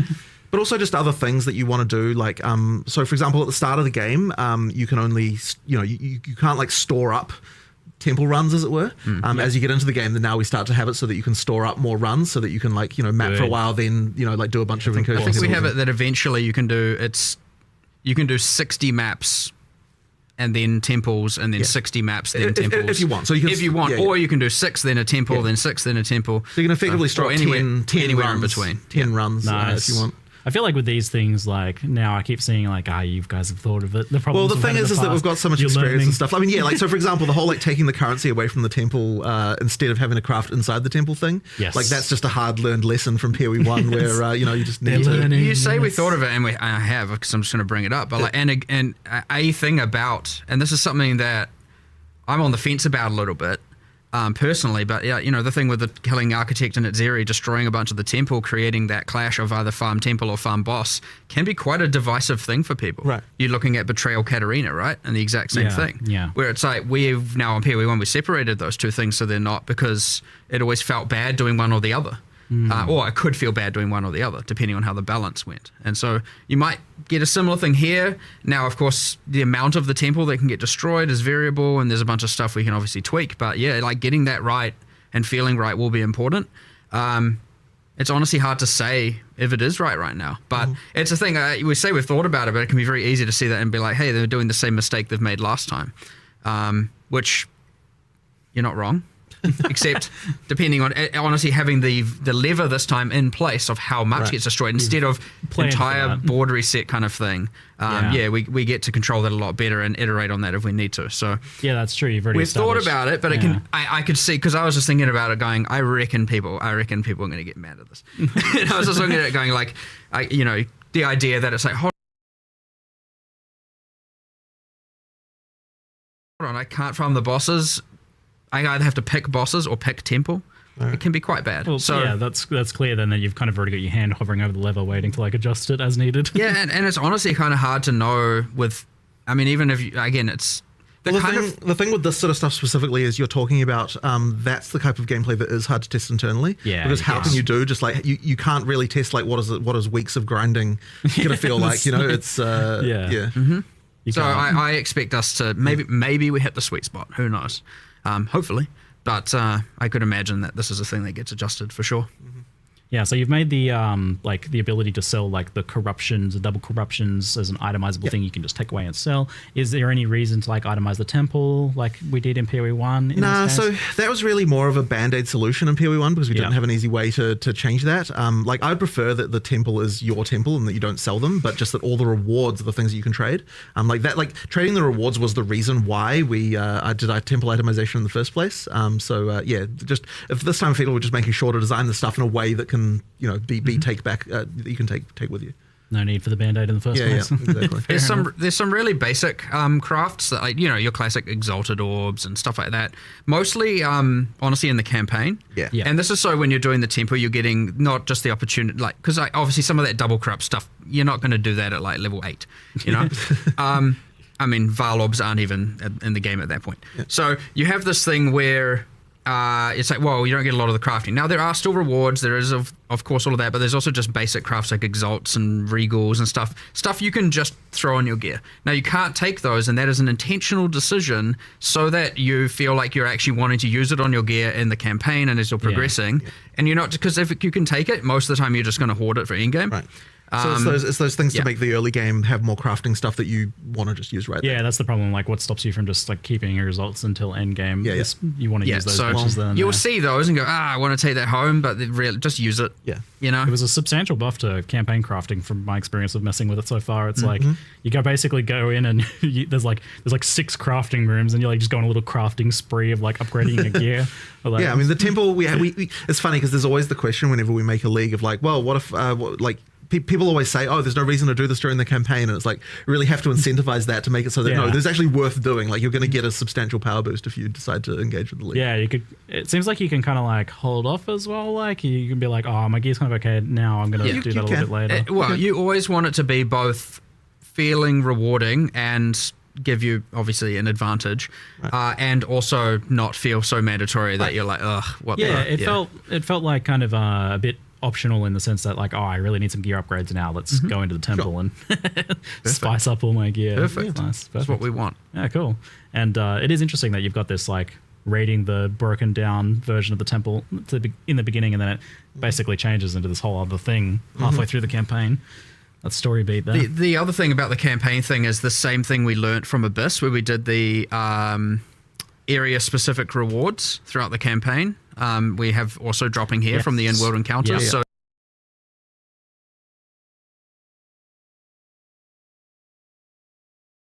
even if you're not doing the temples, doing the in-world encounters can give you that extra drop per area. It seems like on the back end, maybe you've kind of taken what Abyss was doing and almost shifted it over. Yeah. There's some modifications, but it's the same kind of thing. We've effectively got our, allocated amount of rewards and crafting and stuff for what a league is allowed to do and should do. And we're just trying to make sure that, it fulfills that, it fills that budget, so to speak, of... Yeah, like you're getting a lesser jewels or bin Keth or something like that, kind of similar to before, which is good. But yeah, I was definitely, that was a huge thing with Abyss. I thought that was like a really good improvement to campaigns. So it's good to see continuing with that then. It felt pretty successful as a design decision. Nice. I'm really glad double corruption is back. I feel like that's a great thing from PoE 1 to be returning. One thing we've changed here is that because double corrupt existed in PoE 1, you never Valorb gear. Well, I don't say never. Obviously, there are still cases, but generally speaking, why single corrupt it when you could double corrupt it. So we've made sure here that the double corrupt has to occur on top of a corrupted item. That's cool. Right. So yeah, you have to Val Orbs land it, and then you have to land the double corrupt on top of that. Oh man, it almost feels like you're in some cases risking something even more, because like you've got that really high-end unique with like a really good corruption already, and now you're risking that. You're not just risking a blank item on a double corruption. So like it's a heftier risk now in some cases. It. I like it. That's the Val spirit right there. Like, oh man, this thing's already worth many, many divines at this point. I was like, oh no. Some good streamer moments. So. so you actually have to, though, like it has to be crafted. Yep, so you craft it first and then you can apply the double craft. Okay, cool. It keeps the usefulness of the Val Orbs there as well, to kind of... Yeah, I didn't want the Val Orbs to just... I mean, you'd still use them on lightweight stones or whatever, but, you know, I didn't want them to just be like never used on gear anymore, because you'd rather just double corrupt it. And so it was a suggestion a developer made a while back, and I was like, you know... That's immediately a win, and I almost want to change that in PoE1 as well, but then I just forgot about it, to be honest. So, you know, I'm not sure if I do want to do that, just before everyone maybe goes like, what the hell? No. But, you know, consider it. I like the idea, and I think it is an overall improvement, Yeah, it sounds like a great idea. And then you've got this whole other system now, which you had a little bit of it in PoE1 recently, where you can corrupt uniques and it replaces a random modifier on them. Yes. So this is limited to specifically Atziri. No, what not Atziri, Val uniques. uniques. Yeah, so I really wanted to make it so you could just replace arbitrary mods on any unique. But Crazy. the problem is, it was just a can of worms that like was just not even possible to contain. Basically what we were like, okay, is there still a way to do this that's like not going to be quite so crazy? And then we were like, okay, if we can pick a subset of uniques, and we ended up going with Val uniques, you know, for obviously thematic reasons, then we can sort of make sure that like while it's still crazy, like there's still some insane interactions, we can kind of at least have somewhat of an understanding of what happens. But it does truly work where like it picks a random mod that's on the item and then replaces it with another random mod. So you can create some. You can use it on non-Val. It works differently. Huh? I don't know. This is news to me. I didn't actually know that. What is that? I think it's similar to Ancient Orb in PoE1. So it like re-rolls it. The idea here is like it's meant to work on these Val items because they've been like infused with royal bloodline blood. Okay. And so it's like the way it works on Val uniques is different to just random uniques, where it's like, hold on, it works a bit more chaotically here and, you know, just changes the item entirely to something else on non-Val. So, and I only say that because obviously it's pretty bad to be like, I have to have a Val unique in order to use this. Now, no, you can take the currency home, so that's never the end of the world. But I want it to be like, you know, just go grab some random unique and re-roll it. Using it on the Val uniques is like quite cool. Right now, I'm trying to make sure, you know, a process that we've been doing is that we're not just replacing it with kind of just some random basic stuff. Like that will happen. That is a part of the pool, but we're trying to go through, because we have a more limited set of uniques we have to actually do the mod replacement on. I want to make sure we're actually thinking about, for example, the Zerfi's body armor that has like Soul Leader, and it's like a level 39 base type. Yeah. And I'm thinking like, this is a tool we could use to make that more in-game viable. And so you can do things like heavily increase the defenses, because obviously level 39 versus a level 75 base type or whatever is going to have very different defenses. But then you could also be like, what about if I was like, what other weaknesses does this item have? Well, you can't generate Soul Leader stacks on a boss. Maybe this can turn that on, you know? And so you can replace, I don't know, the life regeneration rate with a Soul Leader now generates once per second while a boss is in your presence or something like that, you know? Now, these are kind of examples, but that was a specific one that I really wanted to do. So, but then I was like, I don't know, what if you did plus 25 Soul Leader stacks and stuff? But it's like very specific outcomes, very specific to that unique. Yeah. And I wanted to do a bit of that to use it as an opportunity to be able to save low-level uniques, if you know what I mean, to make them more in-game viable. And I thought that was a cool way. And obviously that's restricted to the Val pool for now, but like, if it works and works successfully, there's no reason that like some other mechanic can't do it for Ezomite uniques and other, you know. Now, So, you know, we'll see how it goes, but I'm hoping now, obviously, because I don't know how far through we'll get with all of these specific, because it's like a lot of stuff. Once you start doing specific things for specific uniques, there's so many it's things. a lot of stuff to implement.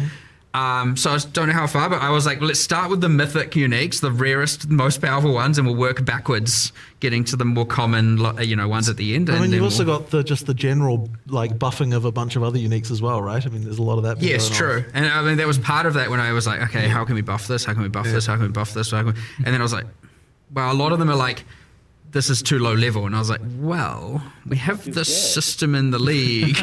So yeah, I mean, we'll see how it goes, hopefully. And it's the kind of thing where even if we don't, obviously these leagues end up often going core in some various means. So if we don't hit the mark entirely with all the uniques, I'd like to eventually get there where we'd have a good, cool, really thought out set for literally every Val unique. So hopefully that's fun. And then you do the cool things where you just get these really, really...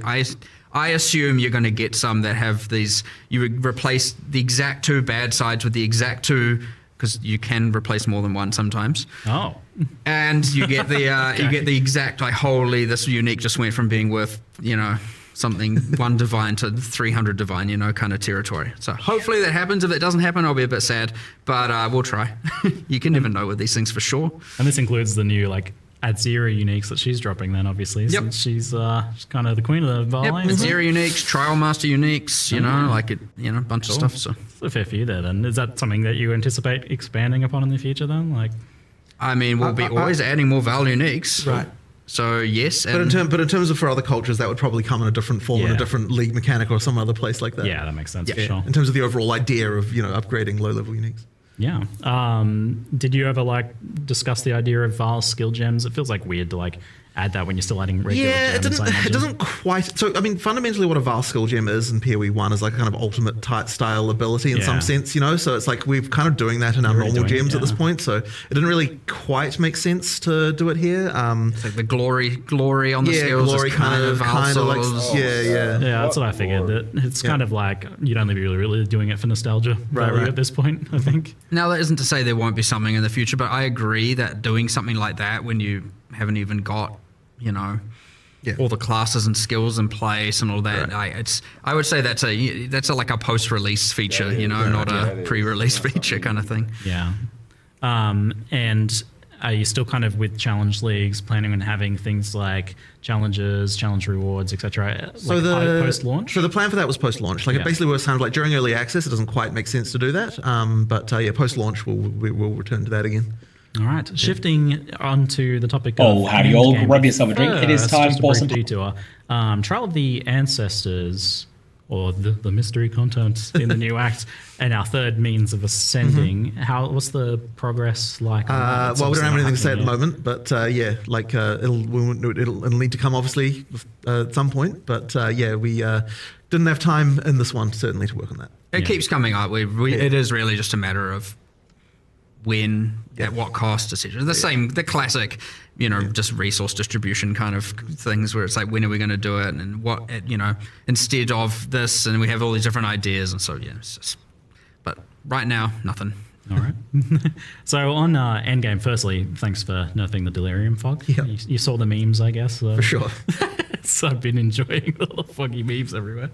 That's good. Visibility improvement for the Endgame, but not only that, you guys didn't just tone down the fog. You've done some pretty major things with the Waystone system. I mean, the very first question, and before we even toned down the fog, the first question was, okay, well, why do you feel like you have to run every map this way in the first place, right? Yeah. The fact that something feels mandatory is already a problem, regardless of the fact that the effect is also annoying, So that was the first thing to solve, and it really then started coming into, okay, well, how people are finding Waystone crafting more annoying. And we only made it more annoying in Abyss with the having to go somewhere else and get it, it just made it not particularly great. The first question is, well, how can we fix this problem, right? And effectively we're kind of like, we can go two ways with this. We can either make it so that every league has something that feels mandatory that multiplies with rewards, or we can say no leagues do, in which case it's more about which league do you want to run for different for various different content that they can provide. So we decided to go with no leagues do, because I think that it's probably just less busy work, less annoying. If every league gave you something that you needed to craft and do something with, it just would have been a pain. Which is why even in the live stream we're from this point on, just Waystones, they all get regular, they'll have the regular crafting, just regular base currency, but we're never ever going to add to them again, and like a thing that requires you to do more crafting than that. Another layer of that, because I think that having to do that every map is too frequent. Doing it on the tablets means that it's just way less frequent that you have to do these things, which helps a lot. And then, of course, the question was, well, yeah, how can we make sure that we're not like doing a nerf to overall juicing potential here? So then we had to look into, how can we get back the power you had? So that's when we got into the extra mods on tablets and things like that in order to sort that out. Now, obviously, you were hoping to do more end game for this expansion. So what's kind of happened with the? Well, I guess the sort of two things that we see as like the major problems in endgame. One of them is when you get there, it can feel like you don't really have a proper goal. Like you don't have immediate, like, okay, here's a quest to do this and a quest to do that and that kind of stuff. So there's like a little bit of that missing. And that really is a content thing that just requires us to expand upon what a league is. Now, something like something like Fate of the Vaal, it immediately has story stuff to do and so on. So when that goes to endgame later, you'll have like storyline things sort of built in a way that can like make it so you've got that. But the other leagues don't have that as much, so we need to really make sure we're expanding on those. But the other thing as well is the Atlas tree just needs a lot more love and attention and like the way that it works and all that sort of stuff. So we just need to do a lot more there. I opened that tree yeday and I was like, oh, this sucks. It's a little tragic. It sucks. Like so. But the thing is that in order to make it good, you have to spend a lot of time and attention making new notables that are cool, that require like actually modify things in cool ways and like actually really meaningfully do something, and that's just a lot of time and work to do that. So do you have an idea for what you want to do with the ascendancy tree side of things? Like, is it kind of angling more towards what you've done in Path of well, which has been pretty successful? Well, I don't think we should be talking about that yet, just because that'll be it's more for later. But yeah, I mean, with the things we want to do. Yeah, there's stuff we want to do. We're a bit of trying not to spoil anything here. we obviously are spoiling the fact we are doing something. And I'll tell you, it's not even, it's not the same. It's not similar. It's like, it's in a whole different universe. So it's kind of like, which makes it a little bit hard because obviously we're in this state where we want feedback about the end game. Yeah, and so I do want to put, like, people should keep giving feedback because I don't want people to think, they're reworking it in game anyway, so I'm not going to say anything, just in case. You never know. There's also different parts of the end game that kind of are like independent of the, just things like how the Atlas tree works. Yeah. So But yes, that tree is effectively going to be completely reinvented. So that will get a full drastic change, and then the something that like PoE 1 with the whole complete your atlas being a very clear, very obvious goal. You just complete all the maps and you get your atlas is complete. And then there's heaps more beyond that, of course. There's all the boss farming and all the different progressions, and even that has like multiple quests throughout the main quest line with the different pinnacles and all that. We just don't have any of that really. It's just immediately into this infinite unguided adventure, and there's a little bit of things with the corrupted zones and bit of that, and like the burning monolith, but it's still mostly unguided. You don't really feel like you have like, I've completed the main thing, now I'm going to farm, at the moment. It's pretty unsatisfying, I'd say. So really trying to drive that home. And then the other thing that honestly, we spoke about upgrading the leagues and adding more bosses is like, that whole like having King in the Mists and Olroth as the pinnacle bosses of the leagues, just being like copy pastes from PoE 1 was not our end goal. You know what I mean? Like, they're a bit sad as pinnacles right now, and like honestly we need to up the epic a lot. So we've got a lot of that coming, and then just general upgrades to all the leagues. Like, some of them are too, Ritual has the whole omens are too good, and others are just like, well, why would I do this? And there's a bit of that going on. So just a general balance, and via adding more content and different axes and all kinds of stuff. So there's heaps coming. But based on all that, to answer the original, is that's how you can see how it didn't make the cut, because it is a ton of work. It turned out to be way more than we had anticipated, and it was just like, oh, damn, we kind of talked about wanting to do an in-game upgrade, a big revamp in 040, and now we've got too much work, and we still believe it's the right thing to do, so we're going to commit. And normally we often get faced with the option: do we cut it down to make it fit, or do we commit to it all and do it? And I don't think in this case we could have cut anything without kind of just honestly making it look half-assed, to be honest. So we were like, no, we need to do it all, which means, unfortunately, yes, it's not going to make 040. But then we were like, well, we can't just now do nothing. So what can we do? Well, obviously, we're not just going to be like, because we're doing it in 050, we'll just leave the fog alone. Yeah.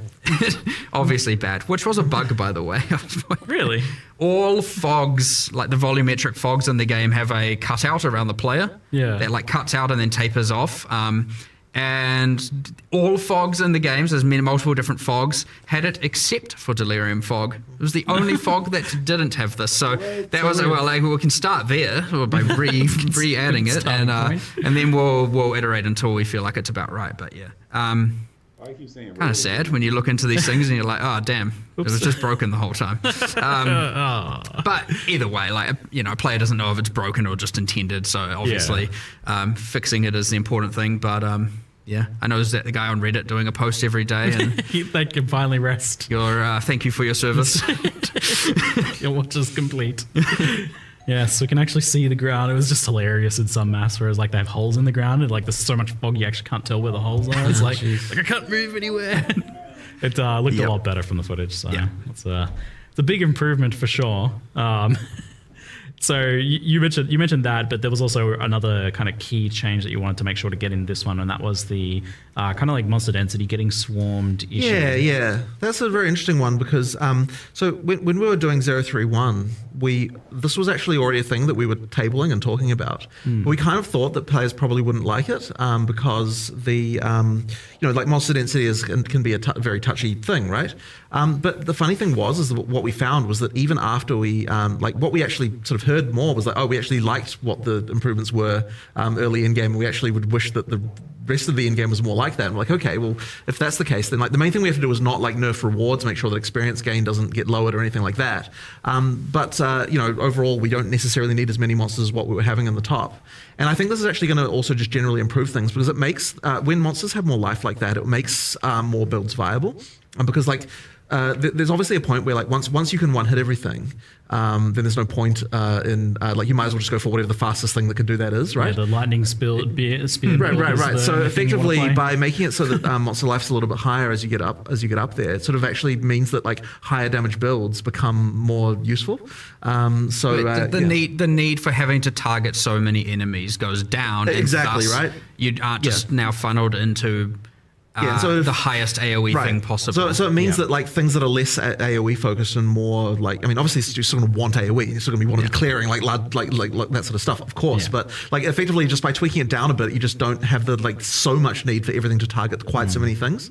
And so the sort of higher damage skills that are a bit less like not like more than a screen in size can actually be viable. And that should hopefully improve the situation. I want to make sure that even if people are like, but I prefer the swarminess, and it was fun for my build. And the thing is, like, that, speaking of, like, Atlas Tree, that's a thing where the Atlas Tree should be the thing thing that you can, it's like your build can do that. So, like, I want to make sure, like, for now, not doing it, but I wanted to do a thing, because we're doing this whole, like, monster effectiveness goes up more, right? I mean, it's a pretty hard thing to understand because monsters just get stronger with higher levels. So like it kind of just happens. You don't really, it's not like a thing you need to worry about or anything of the sort. But I want to do a thing where you can spec into making, like on the Atlas Tree, I guess this is a little bit of a forward spoiler, but we're adding a little bit of it in a few places. But I want to make sure that you can invest into making monsters tougher without increasing the number of monsters, where like often it's just been pack size, and stuff like that. So, but then I would love to do a thing later where like you can convert that effectiveness increases you can get into like pack size. So it's like, I want the swarmy, weaker monsters thing. And I don't want one at that point you can make sure the conversion results in the exact same amount of drops and XP and all of that stuff. That way you can incentivize.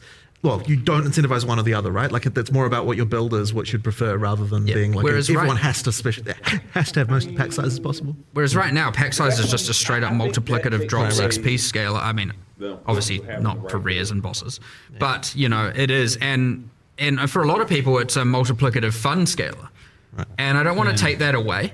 Like I want people to be able to do that, but that's what the Atlas Tree should be able to achieve. However, it is too chaotic at a base level. Right. You get this weird thing where it's like the campaign has a entirely different vibe to the end of the end game now, where it's like you step into the end game, it's kind of and then you get towards the end. I mean, at the start, for people who didn't play 031 onwards, it was just like, okay, I'm going through the campaign. It feels a bit more tactical, feels a bit more, intention. My actions are more intentional. And then I get into endgame, I'm like, what the heck is going on?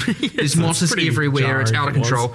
And so obviously 031 alleviated this a bit, but I don't want it to be that there's this feeling of there's two games there. I want it to be that you build that extra layer, that you change it through your Atlas tree and through decisions you make for the end game, as opposed to it just being inherent. So if you want to, we're going to make sure that we try and keep it that if you want to make it more swarmy and that kind of stuff, you can, but it doesn't give you a drop advantage necessarily over the tougher monsters. There are reasons to do both.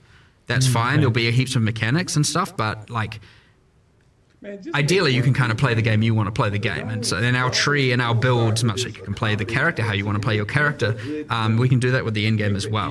And that's the beauty of the Atlas tree, and the keystones and stuff like that. So, but I can't. It's hard to get into more of that without getting into like kind of spoiler territory. That's interesting to hear that you want to kind of make things a little bit less binary, where like in the past it often has been the case where it's just like, oh, you just stack as much of all of the things you can stack, or it's just stack as much pack size or stack as much rarity as you can, but maybe having angles for both of those things, like I'm juicing pack size, or I'm juicing difficulty and rarity with. I mean, that's exciting to me because I like the ability of being able to spec content that rewards your character that has low AoE, that is like really good at like dueling really tough rare monsters. And like, we did get to see a little bit out of Imperial 1 where there was different strategies for juicing, where like you had like Titanic Scarabs or something that was making like really strong rogue exiles, and that took a specific sort of build to do. So it sounds like that's kind of the direction you want to head with that, which is pretty exciting to hear. And kind of tying into this topic then, and you touched on it a little bit, was like, there's definitely been, like, it's been noticed that rare monsters seem to drop the vast majority of loot in endgame maps, or at least compared to normal and magic monsters. There's a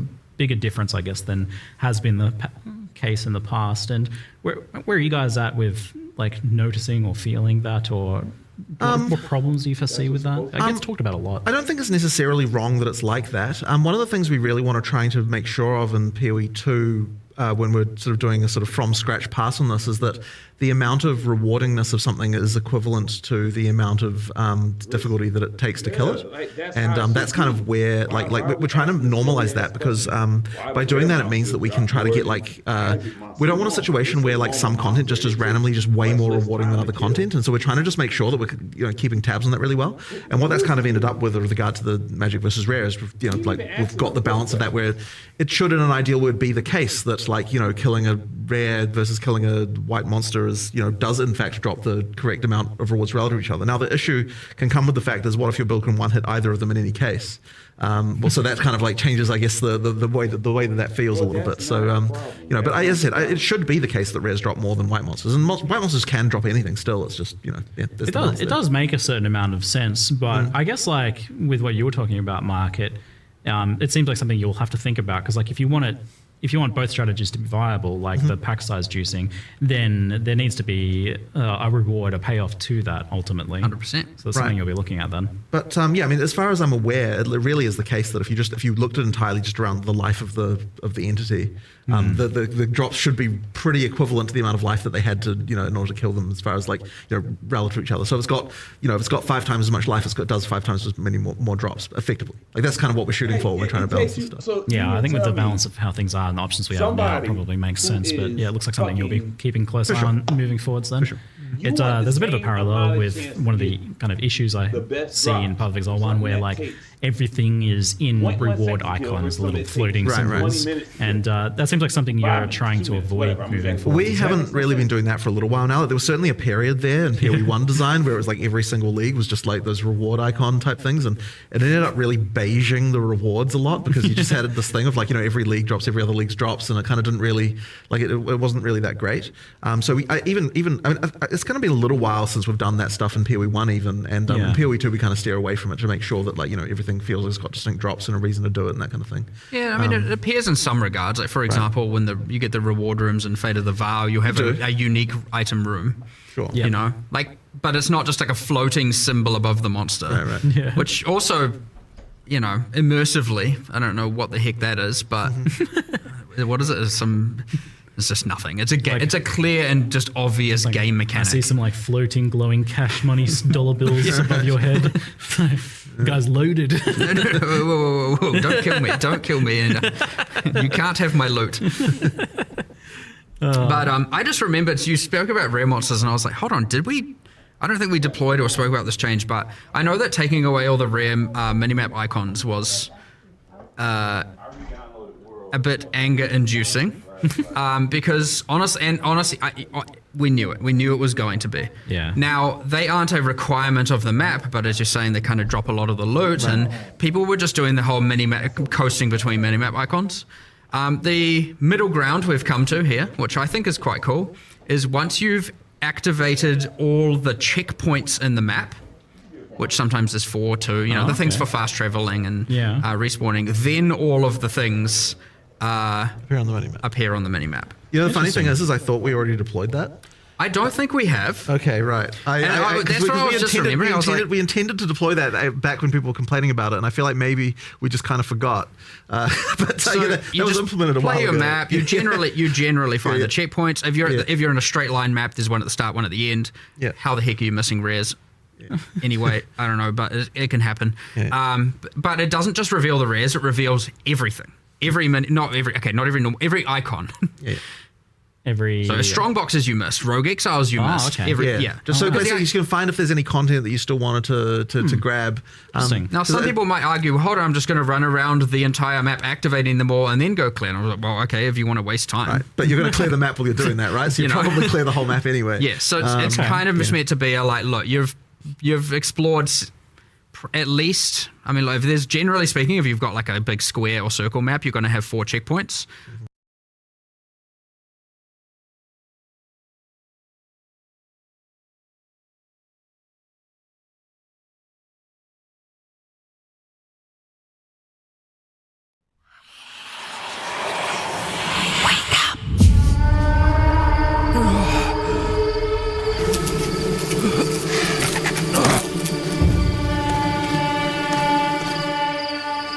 Well, what have we got here then?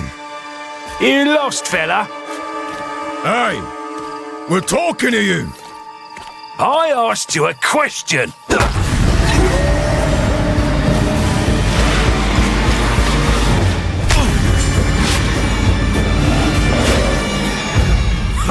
What's wrong with him? He's lost his bloody mind.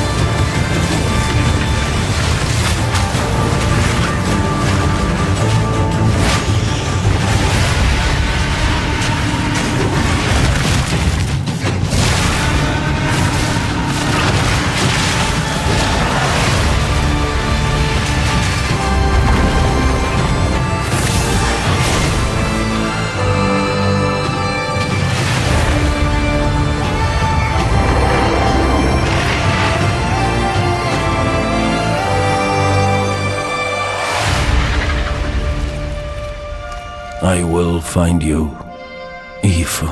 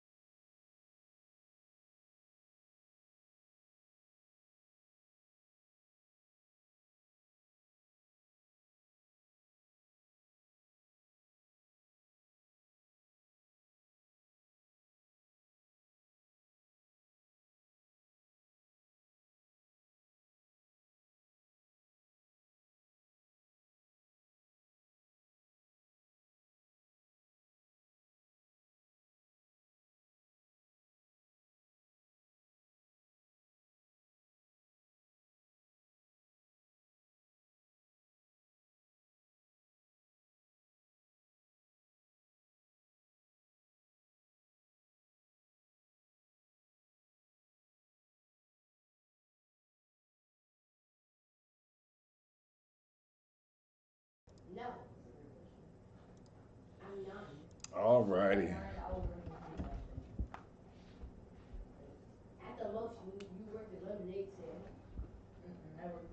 I got 45 views on one of my damn streams. I ain't noticed that. I hadn't streamed in like a month, so my viewership and stuff went down. Whatever. I try to do it consistently. That shit is. It should be one. I don't know. Should be. That's what I paid for.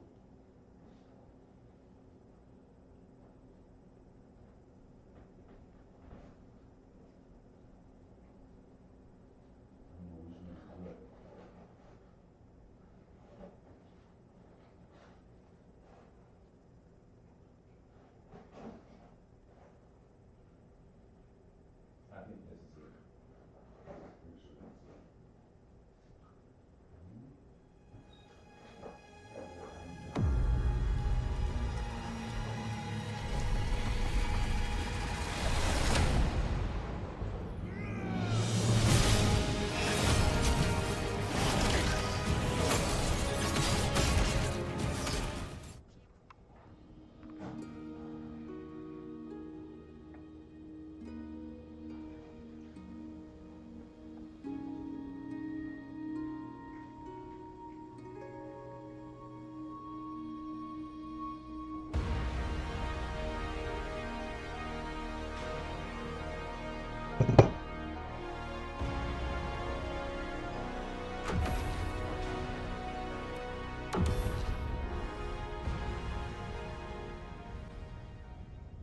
Dang, man.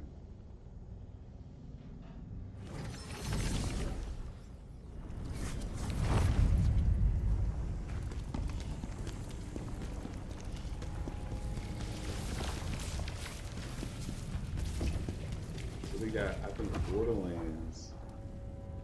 Path of Exile is on the 12th. Borderlands, I think, is on the 11th.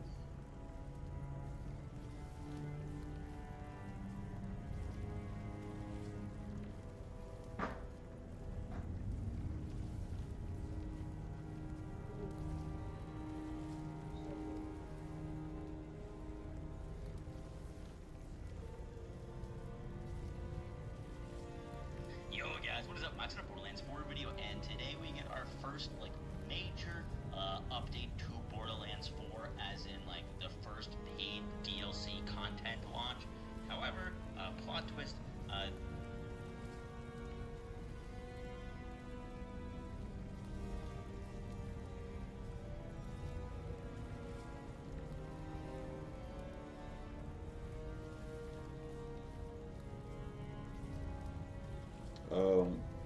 Adrian, you need a, that might be mommy's cable.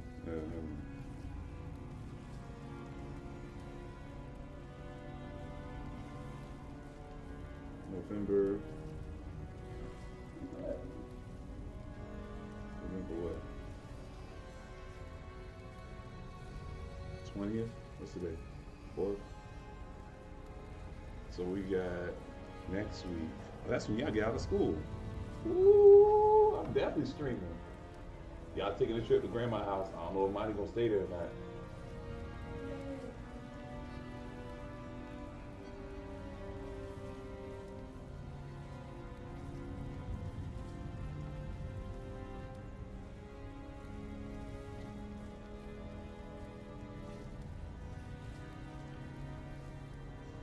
So that's 12, 20th. Borderlands 4, Path of Exile. Oh, Monster Hunter. So that must be Monster Hunter.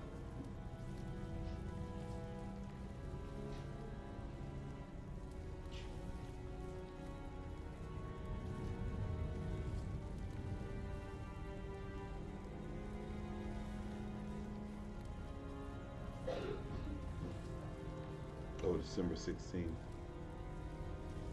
So we got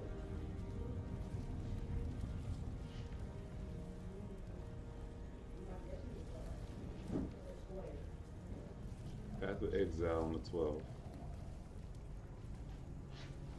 Monster Hunter on the 16th.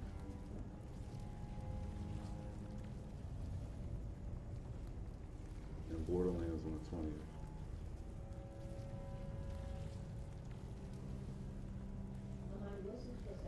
$12, $16, $20. So next Friday is when we start getting all the updates. Got it. And then Battlefield has an update coming up this soon.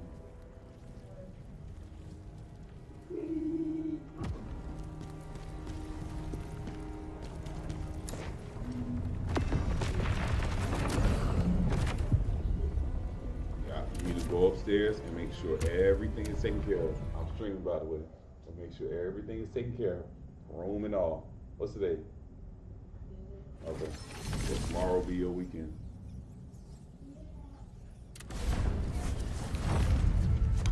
Yeah, well, yeah. Oh, what, this week? Yeah, well, you know how they do. They wait till the last second. Get unorganized.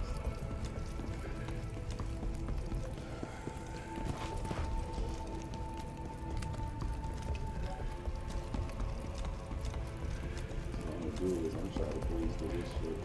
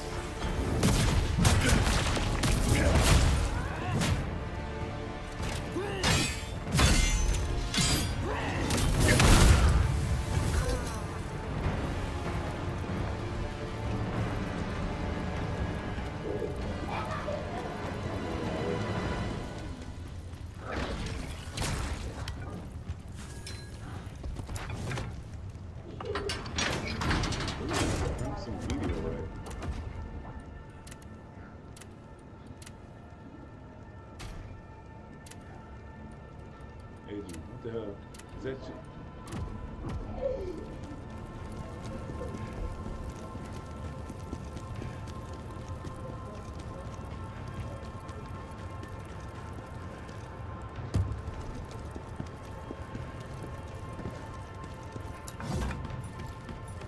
You have any problems with school, Agent? So everybody's staying out of each other's face.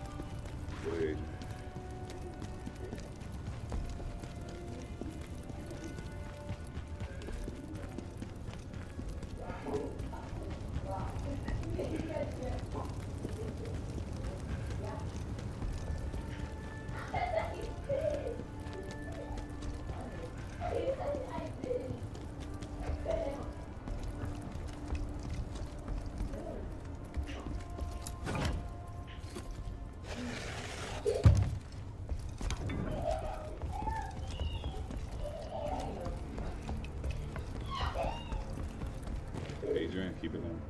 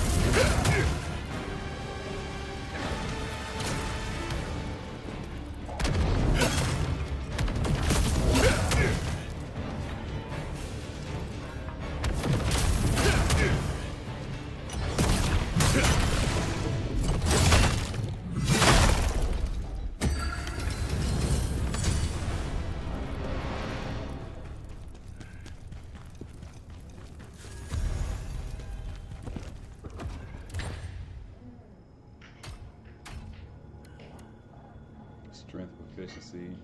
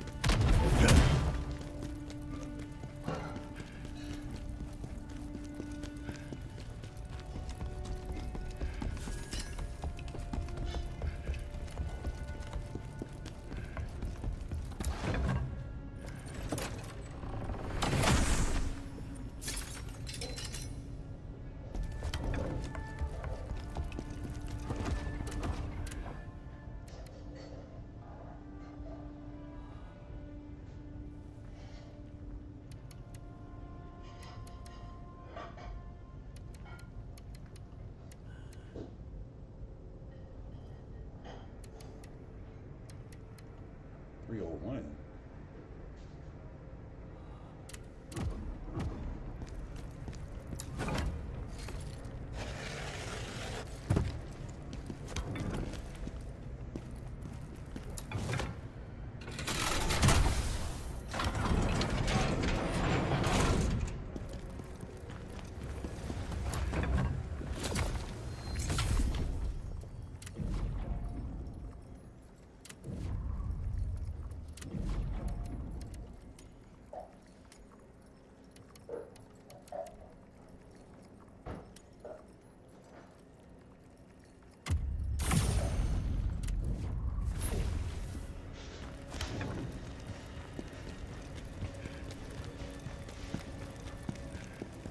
Adrian, when you done, what you about to do?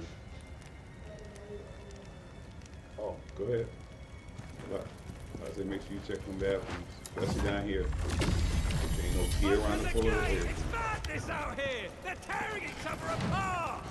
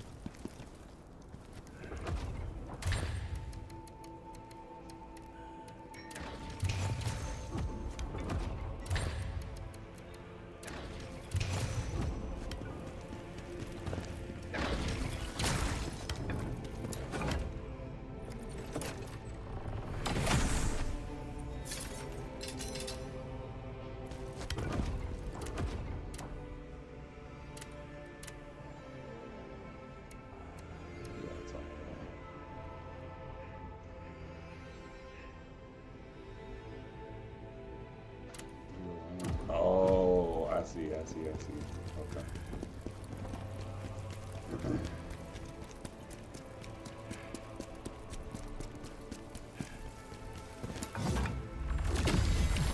Commander Scalpel always protected us, but where is he now?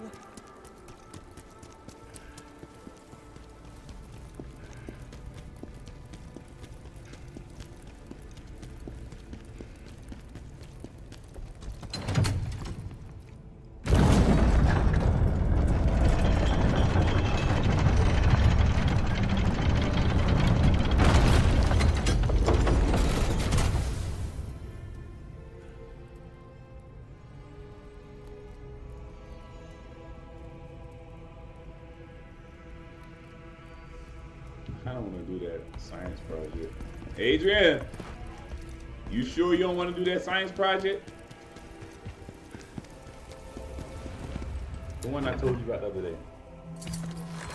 Yeah, you don't. You do or you don't? Yes or no?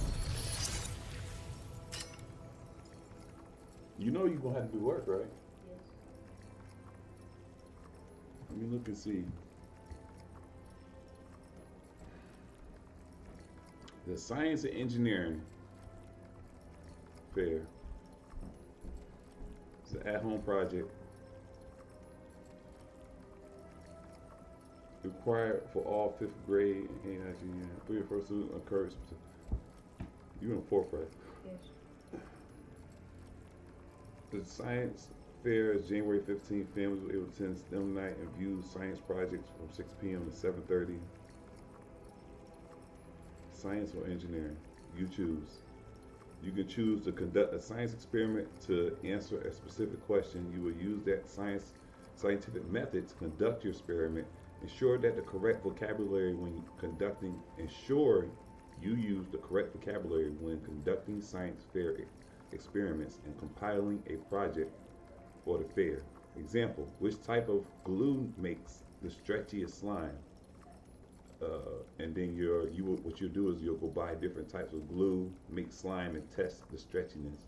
Or engineering, you can choose to do engineering, and you will utilize engineering design process to complete your project. Ensure that you use the correct vocabulary and adhere to engineering guidelines. Example: how can blank work better? How can I build it better? Those are questions. And you can do, that person put bridges, earthquake resistant houses, better water filters, and assisted technology. I don't know what that was. Science, what makes a project and experiment?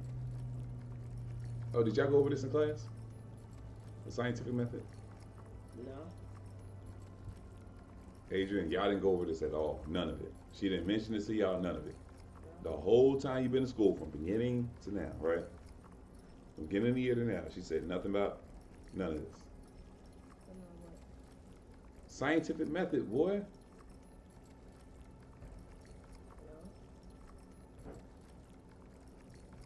So y'all ain't never looked up nothing about this science thing. That's crazy. This ain't her first time mentioning it. So I would imagine y'all went over that in class. This is the optional one.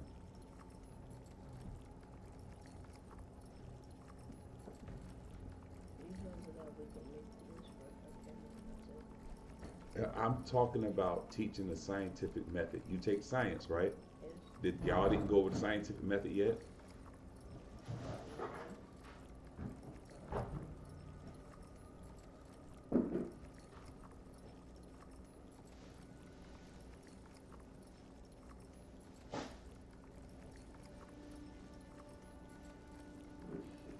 It's just kind of weird that they would ask you to do something, use a method that y'all didn't go over in school.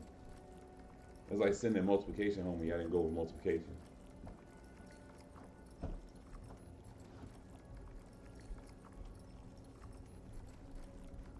Let's see.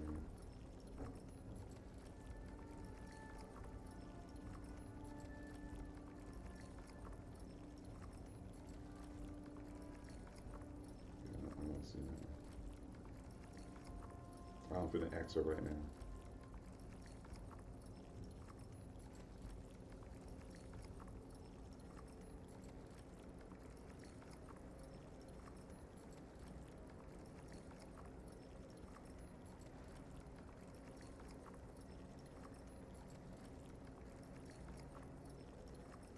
What is it? Science what? Fair.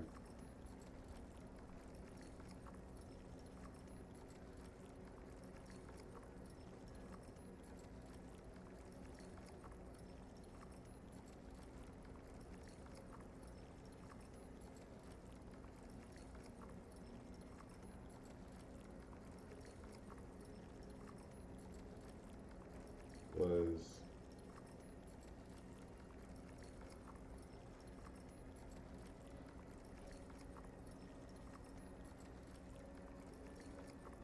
I'm finna answer. See what's happening in class. I'm gonna get to the last area. I want to finish, get this to the last area, then I'm deleting the thing that's already got cut. But this is still, I'm just making room because I think first is Path of Exile on the 12th, Borderlands on the 16th, and Monster Hunter on the 20th. All those DLCs released within 2 weeks. So I want to clear all this out, have this at the end, be done with it. I don't think we're using no DLC.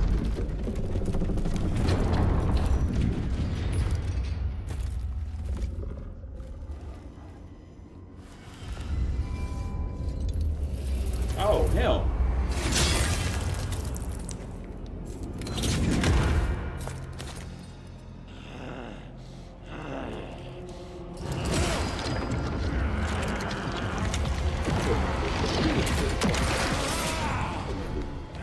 You kept capturing me in the damn car.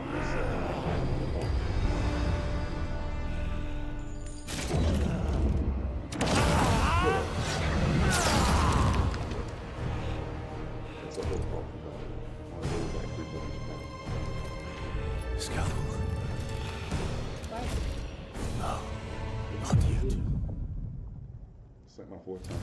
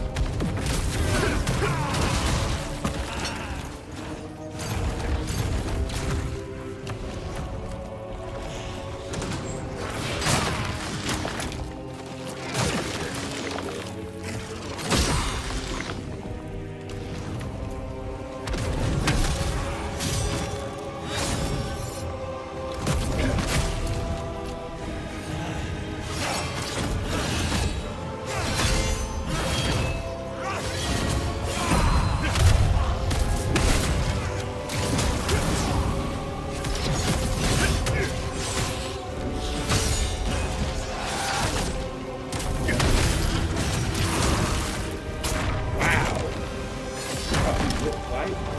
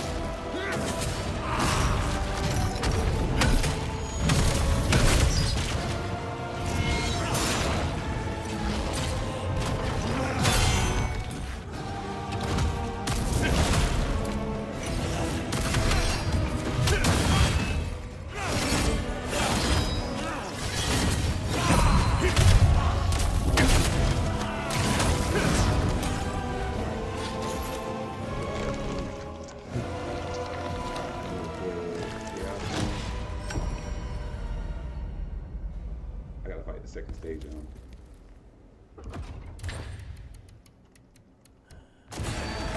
Yeah, he's there.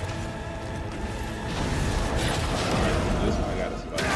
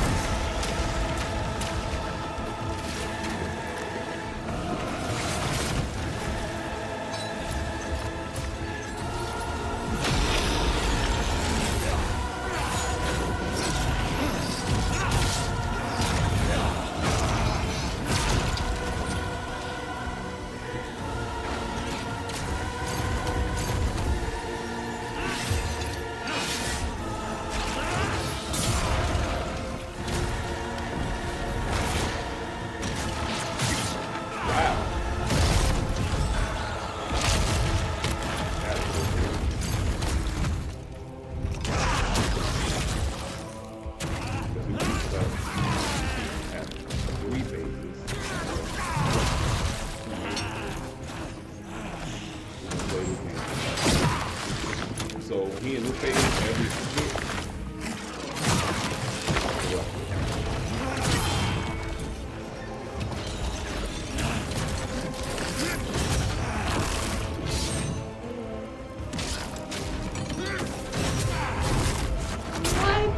Oh, that's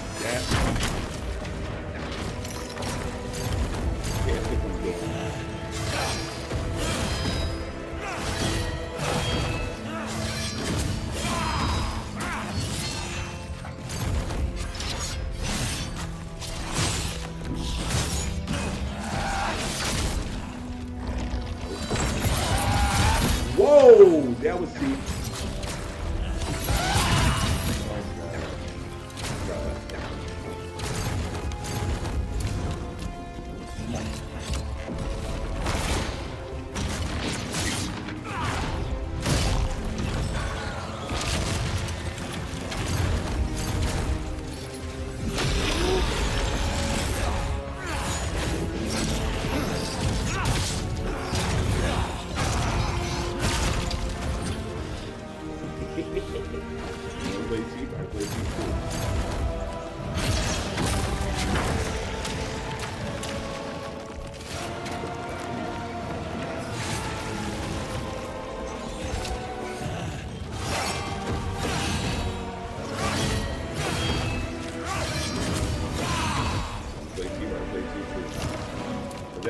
phase, he got the help to go down his arm.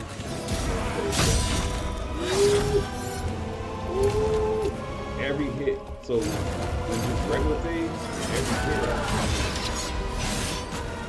every hit calls blade. I mean, does call blade. In this phase, every hit calls.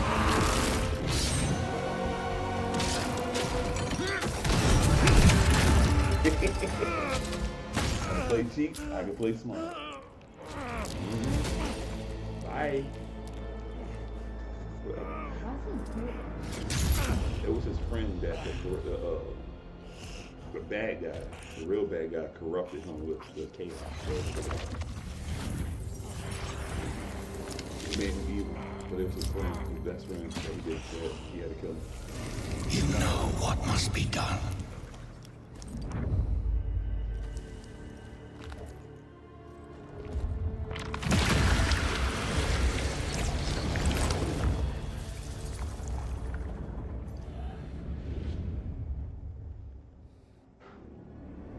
Scalpel, do not try to resist me. Traitor! I know what you did to General Kazan. You don't. That used to be his best You friend. have no idea how much I care for him. Care? Sending him into exile? Is that your idea of caring for him? He did that to his best friend. You will understand better when you embrace my new reality. He let an evil demon pretty much possess him. So he gave him power. He gave him power and change for control him.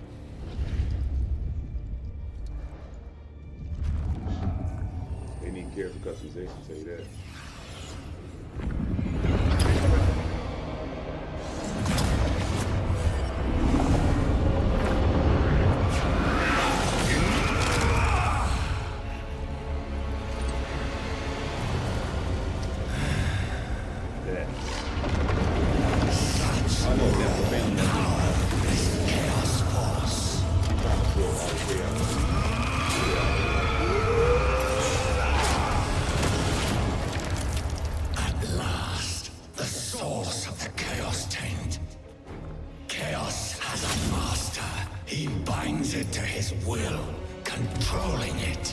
His name.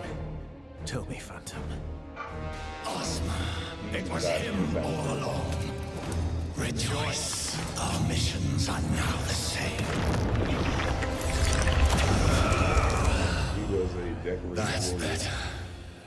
That his friend that controls So, the chaos now. we're now mortal. Black, he killed his wife and framed him for it. So what they did is they were about to execute him and cut both his wrists and both his ankles and about to execute him.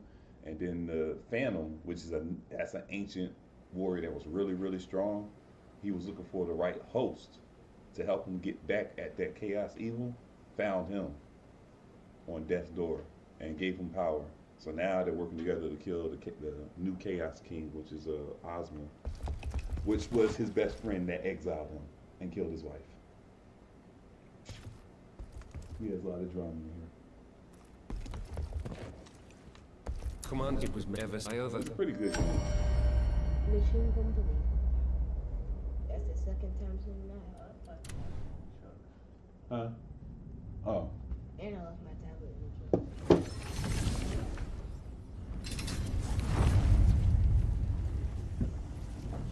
That's crackle pop. Come on, Adrian. It's cold out there. It's cold.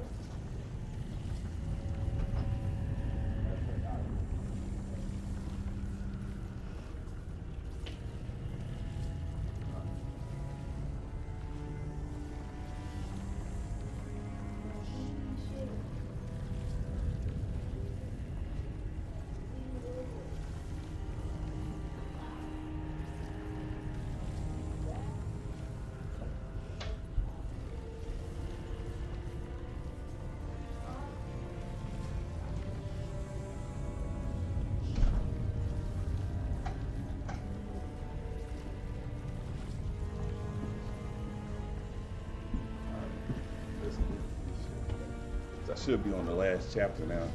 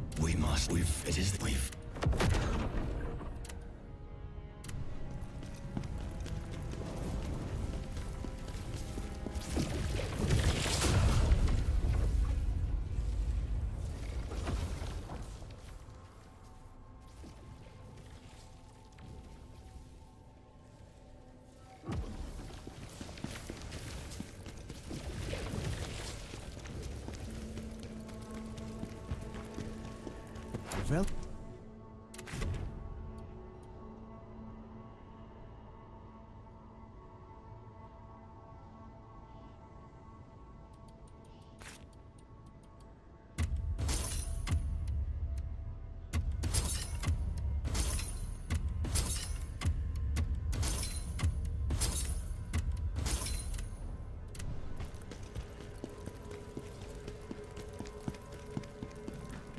So we.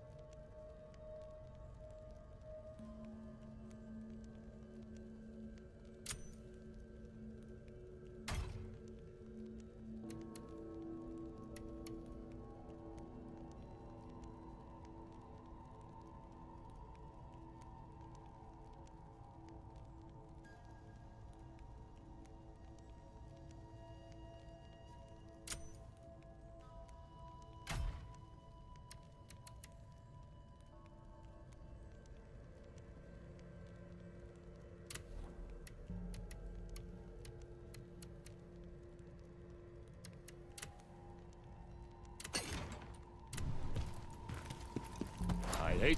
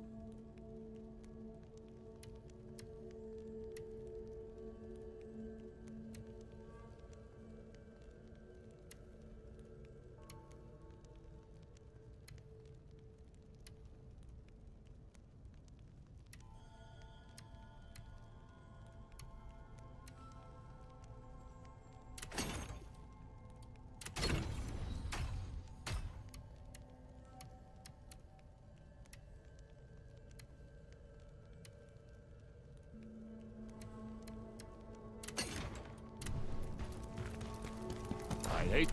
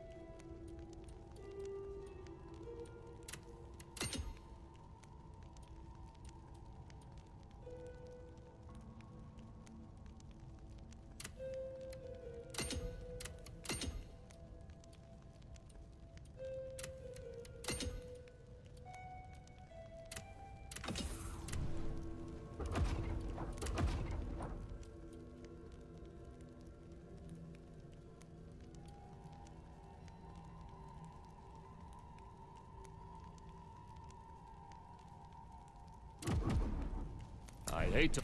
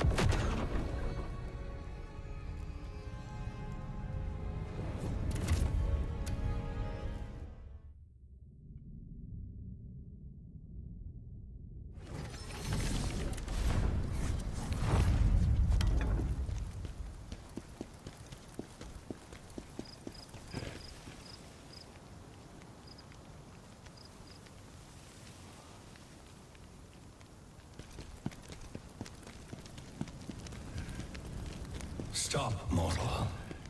That painting. There's something strange about it.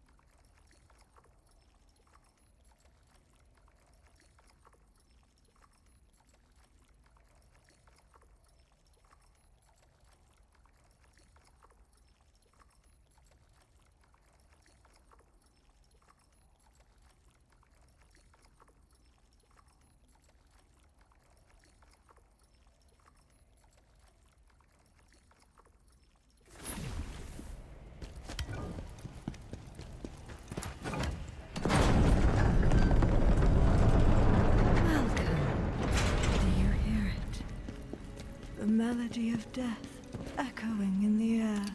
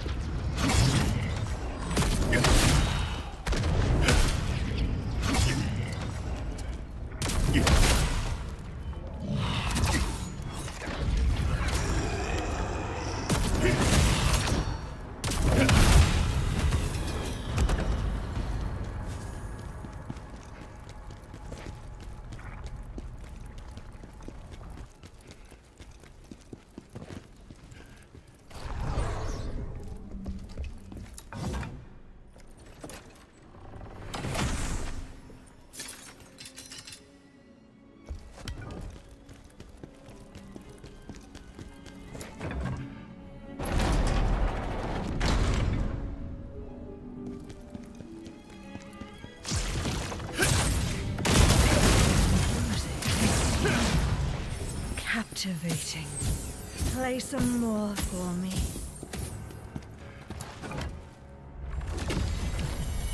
Such a terrible thing. The princess has gone mad, and I don't know the cause or how to cure her.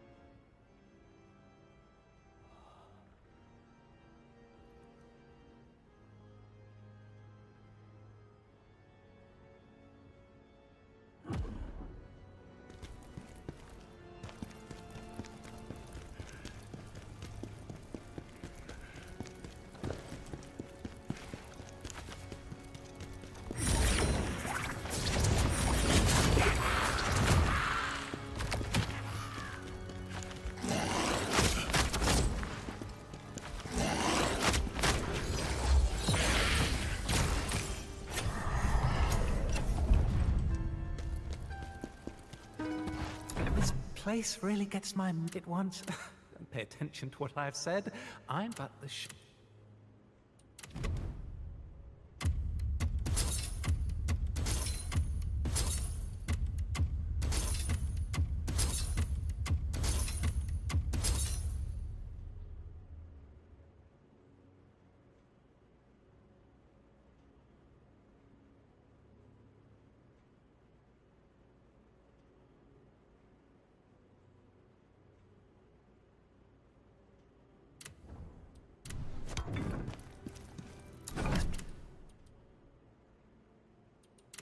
Hyperthwan, Eagle, what? In for them, cool.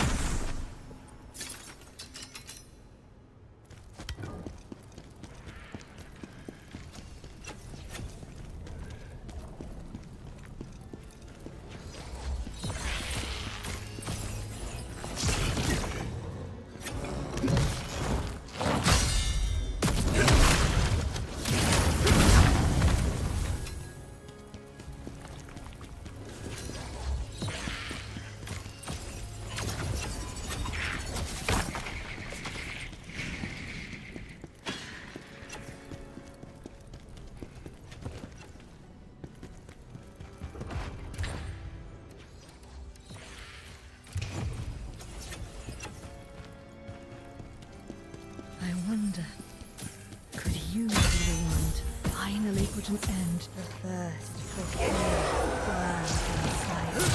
Only death will quench it.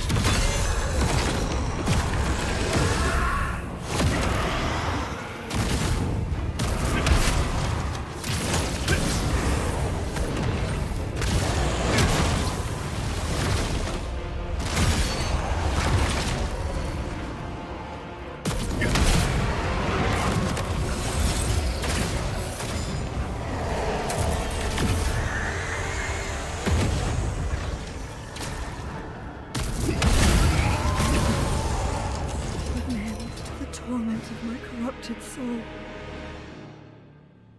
I will wait for our final performance.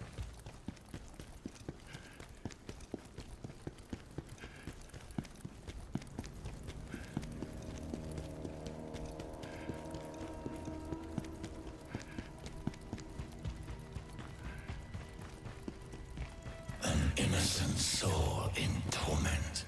This is how chaos works. Her voice. So familiar.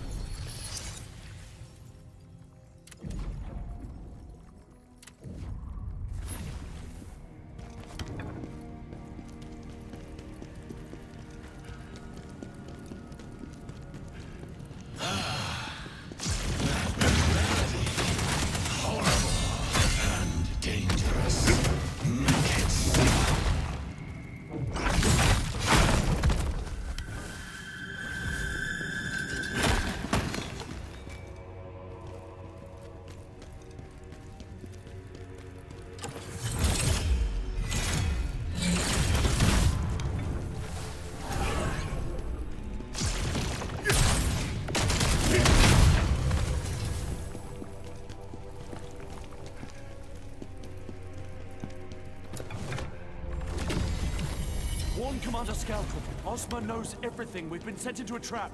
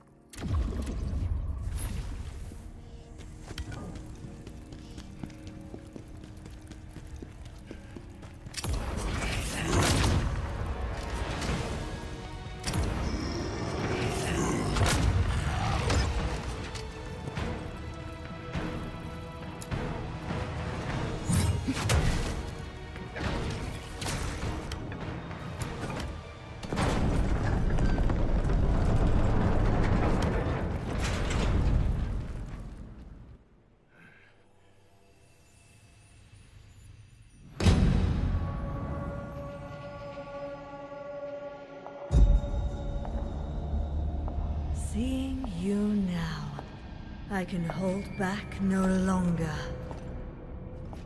May I present my masterpiece? The Symphony of Chaos. My anger, pain, and despair blended into one. And now your death scream will be its final crescendo. Princess Alina. A princess. I don't want killed.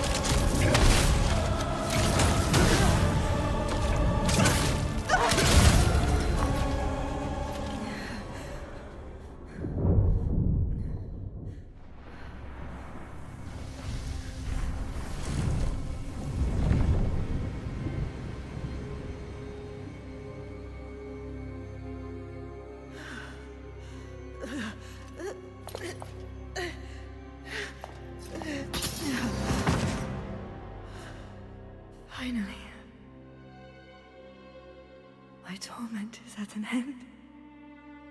Thank you. Go. Get to the Imperial Palace.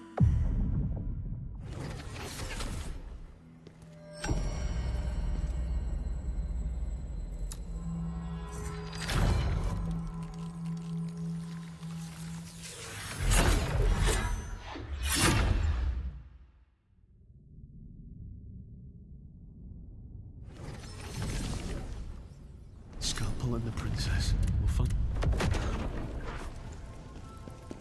To see it's not. To see both it's not. So suffer. We need. General, what of them must. General, Devout.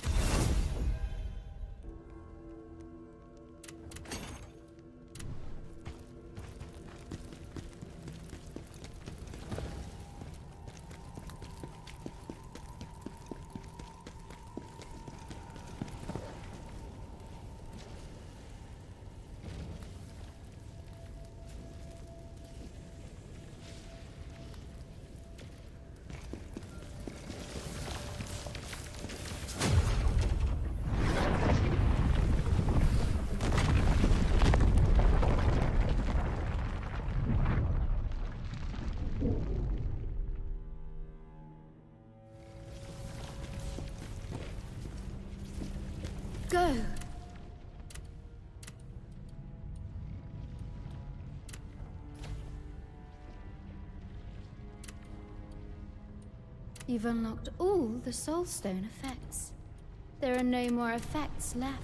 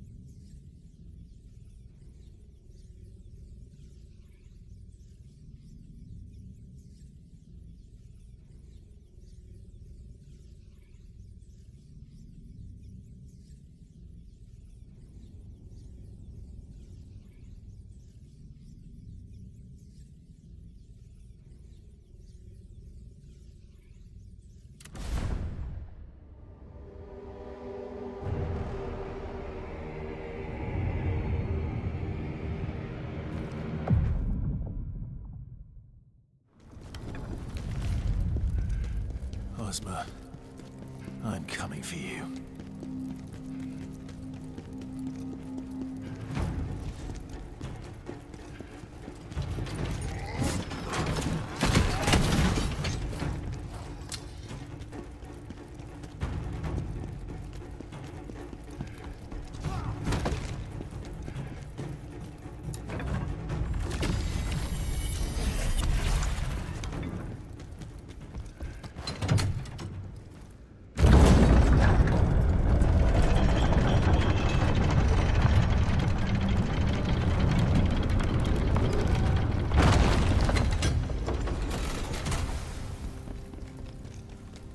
This was once a great city, full of life.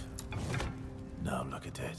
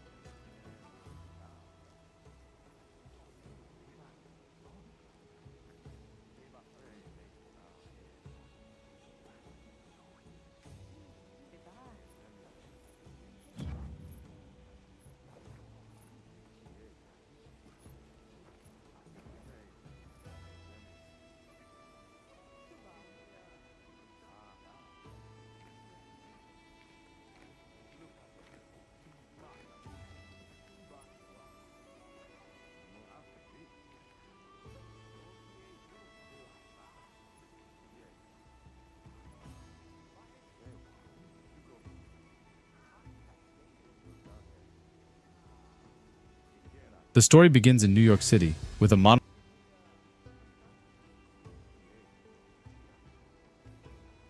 So what I wanted to do here was take a day to focus on indie comics and companies.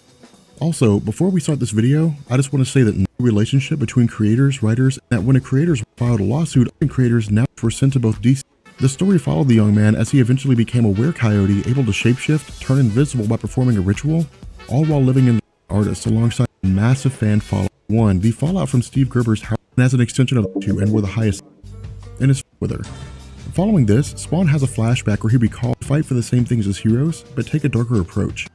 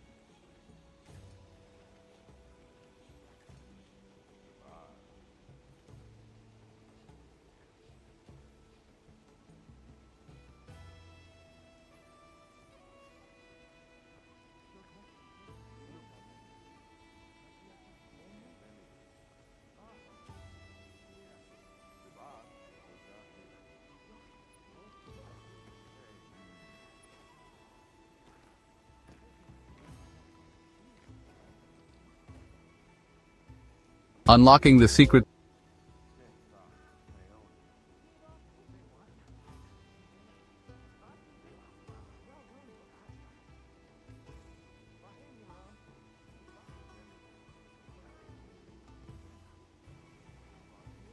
Unlocking this.